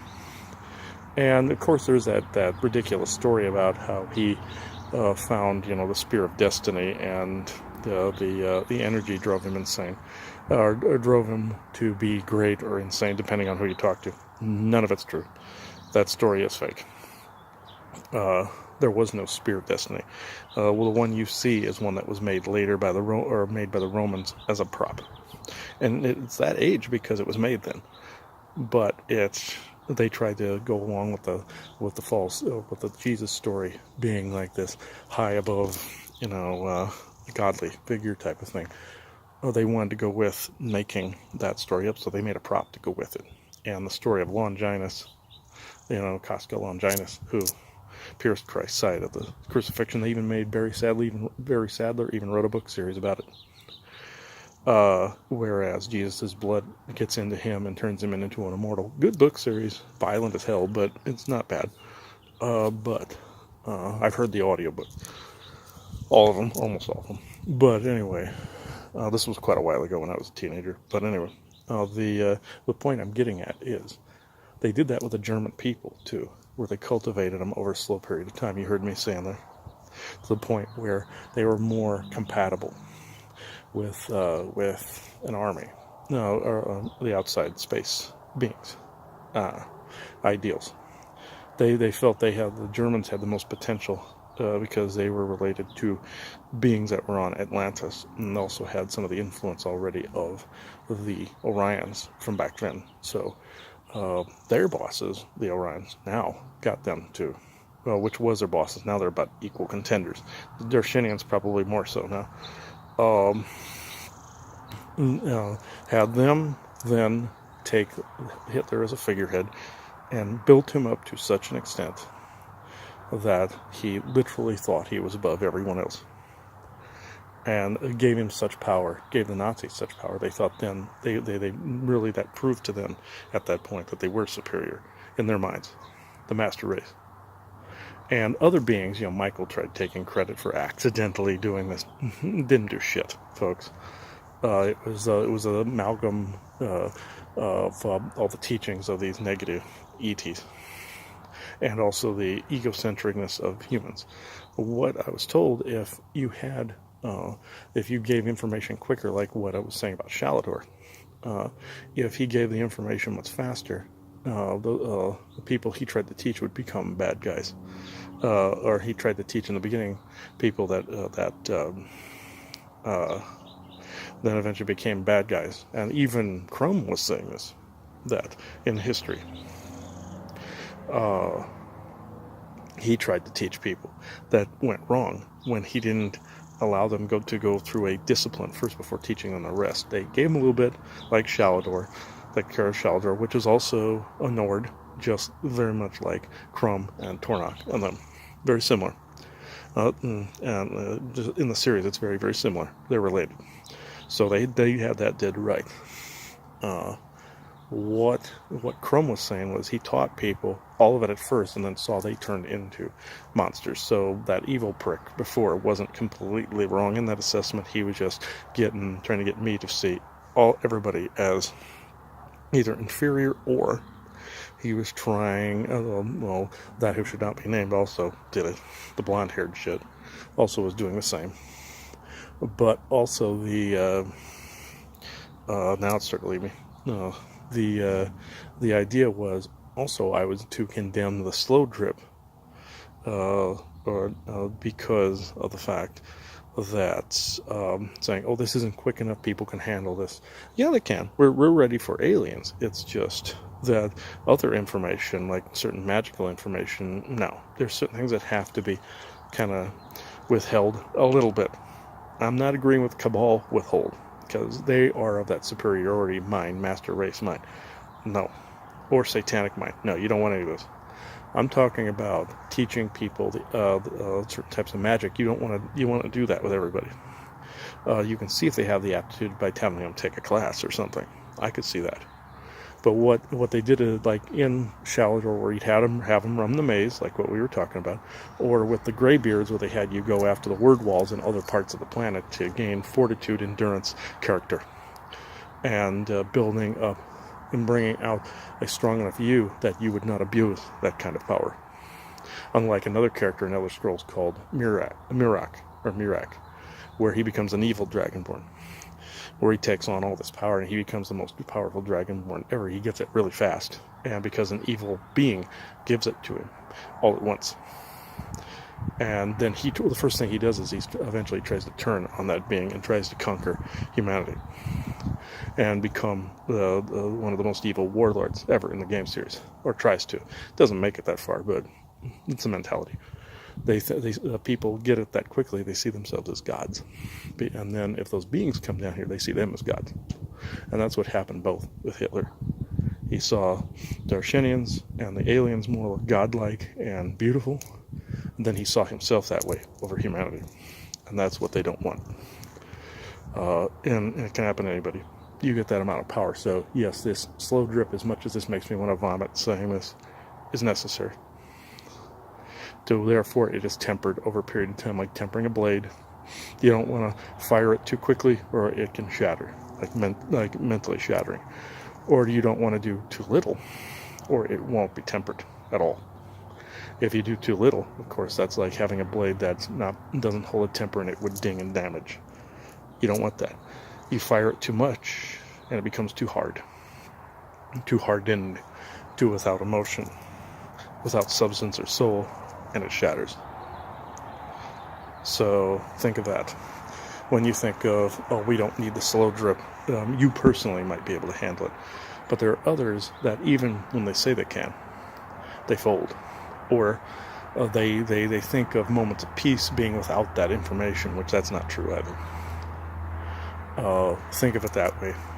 Like it could be somebody you live with that doesn't want to hear the conversation because they don't want to grow, pushing them over the edge, just saying, oh, come on, strack up, troop, or something like that, or buck up. As much, again, it makes me want to vomit saying this. Doesn't work. It does to a point. It does to a certain extent. It's a good thing trying to encourage. But past a certain point, you might be contributing to that person's shutting down. So, and if it gets to such a great extent, that's the splitting of the densities that takes place, and you shouldn't be around that person to begin with. But you get what I'm saying. Again, it's like a finely tuned blade.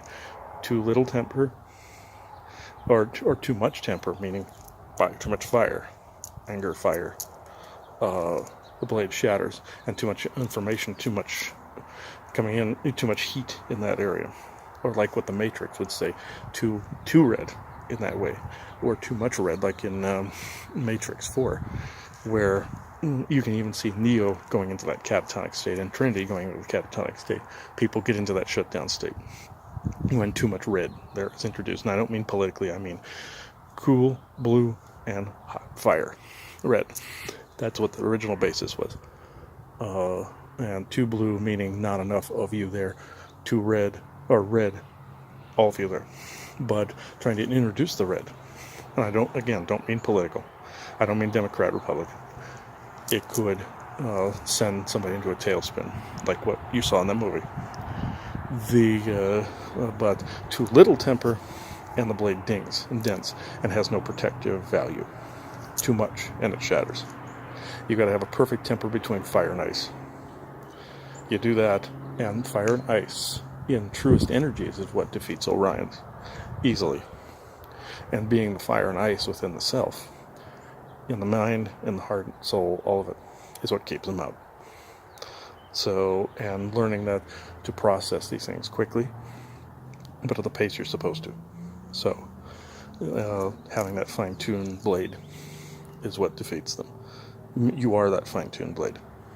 So, I just wanted to bring that across in an example that you would get, even though a couple evil bastards told me the other one. This, there's still a truth that was in it that they were trying to get me to deny, to become dark. So they figured eventually I would figure them out. But they were hoping I would throw the baby out with the bathwater. But I didn't. I took the bits of information that were meant to stay and discarded the rest, including the beings that originally said it. So, I will leave you with that. It is 6:34 p.m. Wednesday, March 30th, 2022. Thank you. Can you see the Minecraft thing loading? Yeah. All right.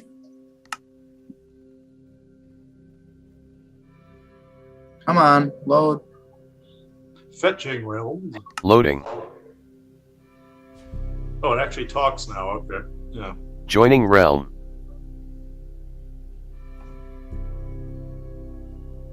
Loading resource packs. Generating world. Player view. Press T, return, or controller D-pad right to open chat. Yeah, I built that like on an impulse, and I saw it done, and it took me like 2 days because I saw how I wanted it, but then I couldn't figure out how to do it. Oh, okay. Oh, yeah. That's exactly how we're doing the website. We see it done. They had to figure out how to do it. So, yeah. That's interesting. It took you how long to do this? Like 2 days to build that boat, like a day to build this. Oh, that's actually pretty cool. That goes to hell. Oh, that goes to hell. I was wondering if that was a portal. Yeah. Yeah, portal. Here, I'll show you. I'll give you a tour. there's like lag spikes. I know about it. It has to do with the textures I'm running. Oh, okay. Because there's Yeah. one That's cool. Yeah. bridge.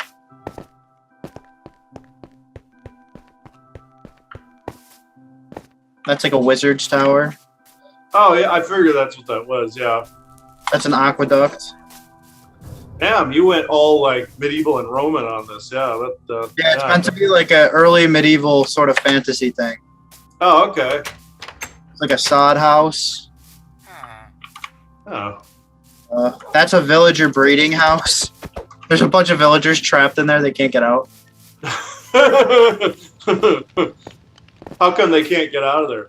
Because they'll just wander off, and I don't want them to wander off and die. Player view. Oh, they just wander out of the village and they don't stay. Okay. No, they'll stay in an actual village, but I had to train these guys for this isn't considered a real village in the game's code, Yeah. Okay. so they won't stay here. Oh, they won't stay. They just wander off and try to do their own thing. Okay. Yeah. There's a Well, fountain how come they wander off? I mean, what? That's weird. because they want to do a job basically, Oh, okay. and they'll wander until they can find a place to do the job they want. Oh, okay. Okay. I see what you're saying.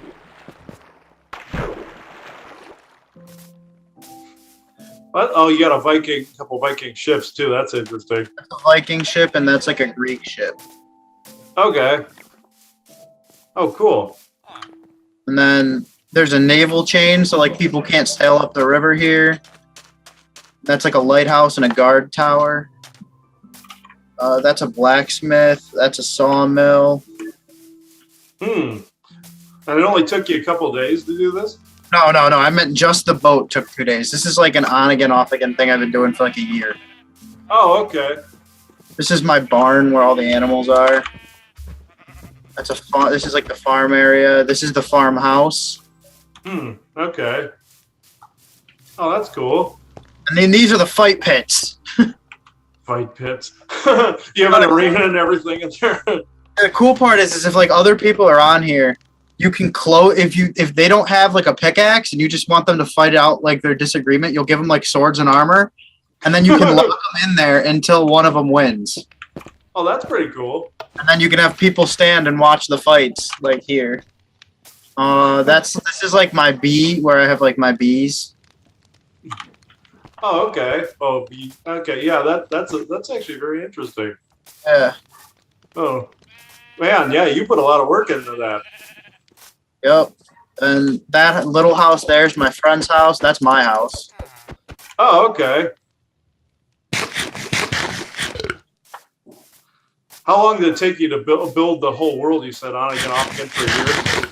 Yeah, I mean, I started this world last spring, but I mean, I don't play this game all the time. I play this game only kind of with other people playing alongside and stuff. And it would have had to have taken a long time if you're not doing it in creative mode. It would have taken a while. Yeah. Oh yeah, no, there's no creative mode here. Okay. This is all vanilla. Damn. Man, that would have taken a while then if it was in a survival mode or something. Yeah, that's what it was in. It was all survival mode. So. Damn. Mm-hmm. And then I have a hell highway.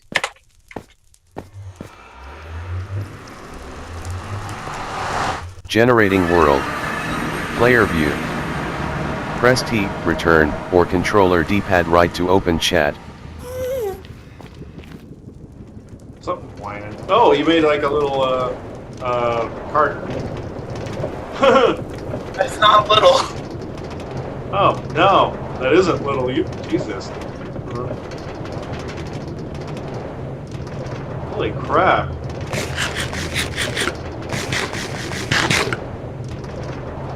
Oh, I was wondering what you were doing. You're eating something. Okay. Tab 6 of player view. Holy shit. Man, this did take a while to build, and you built everything in hell too. That's interesting. Yeah. Yeah, because there's only certain things you can get down here.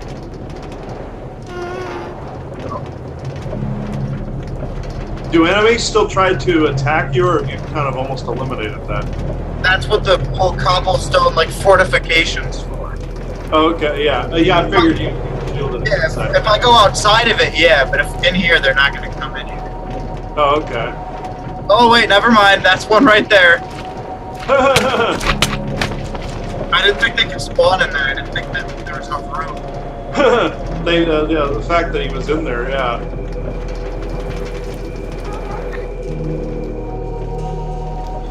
But yeah, no, this goes out to like 5,000 in like the overworld. It's like a highway with stops.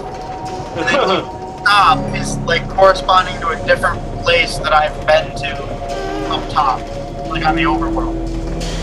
Oh, it goes. Oh, okay. That's really cool. Because a distance down in the nether is 1 block in the nether is 8 blocks up on the surface. Oh, okay. So it corresponds dimensionally to the other place. Okay. Man.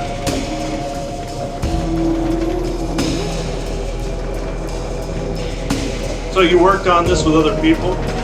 Not many, but a couple, yeah. Most of it was me, but Oh, okay. like this all was me. This whole like highway system. Oh. Damn. Crap.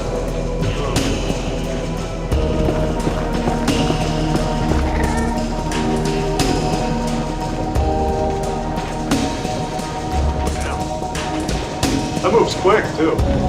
Yeah, because of the rails with like the red in them. Have tried 6 They or are 73. powered, so they'll push the cart faster. Can't hear you over the music. Pause screen. Tab. Game settings. Game settings. 3 of 16 settings tab. Selected. Oh, there we go. Music. Main. It's like I couldn't. Player view. Like these rails, these yellow and red ones are powered. They push the cart. Oh, okay. Oh, yeah. So you made it all. Oh, so you made it so it was automatically moved. Yeah. Well, that's cool. Oh.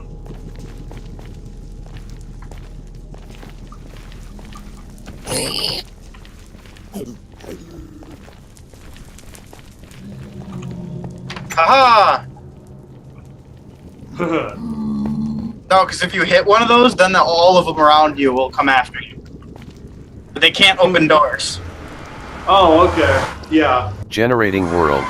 Player That's view. that's really cool. Press T, return, or controller D-pad right to Yeah, I open built chat. like this Greek temple to house the. The portal. Yeah. Yeah, my friend Curtis and I made a world. We just did it in creative mode where we had something like kind of like this, but it was a big it wasn't a Greek temple. It looked like a big just like a big castle essentially, and I had portals all over the place. Yeah. You know they changed it so you can like make a portal as long as it's the same sort of design. It can be as big as you want now. Oh, okay. Yeah, that's cool. So I have a friend who literally the door to his house is just a giant portal, and if you stand long, you'll go to the other dimension. But if you just walk through it, you're fine. Oh, okay. Oh, that. Oh, yeah. I see. Yeah, where you just stand in it, you transport away. But yeah. So yeah, that's what that looks like from like the side. Man, that is really cool. Yeah, that was cool. But what was funny when we were messing around in creative mode, where we would have like the villagers and like an enclosed environment, like how you have. But every now and again, we'd let like a couple zombies in there just to see how they react. All of them freaked out. Yeah. I would do that if I knew I wouldn't lose the villagers, but I'll lose the villagers and I'll have to go find more and then like kidnap them and bring them here. Oh yeah. Oh, they're all crossing their arms at you too. Yeah. They look like elves. Yeah, they do. Yeah, they do look like elves. Yeah. That's my little pet axolotl.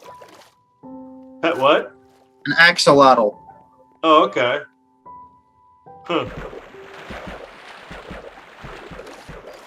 Yeah, that's my Minecraft like server that people can play on and stuff. That turned out really awesome. So yeah. Pause screen. Main menu. Done. Man, that's Main pretty cool. pop-up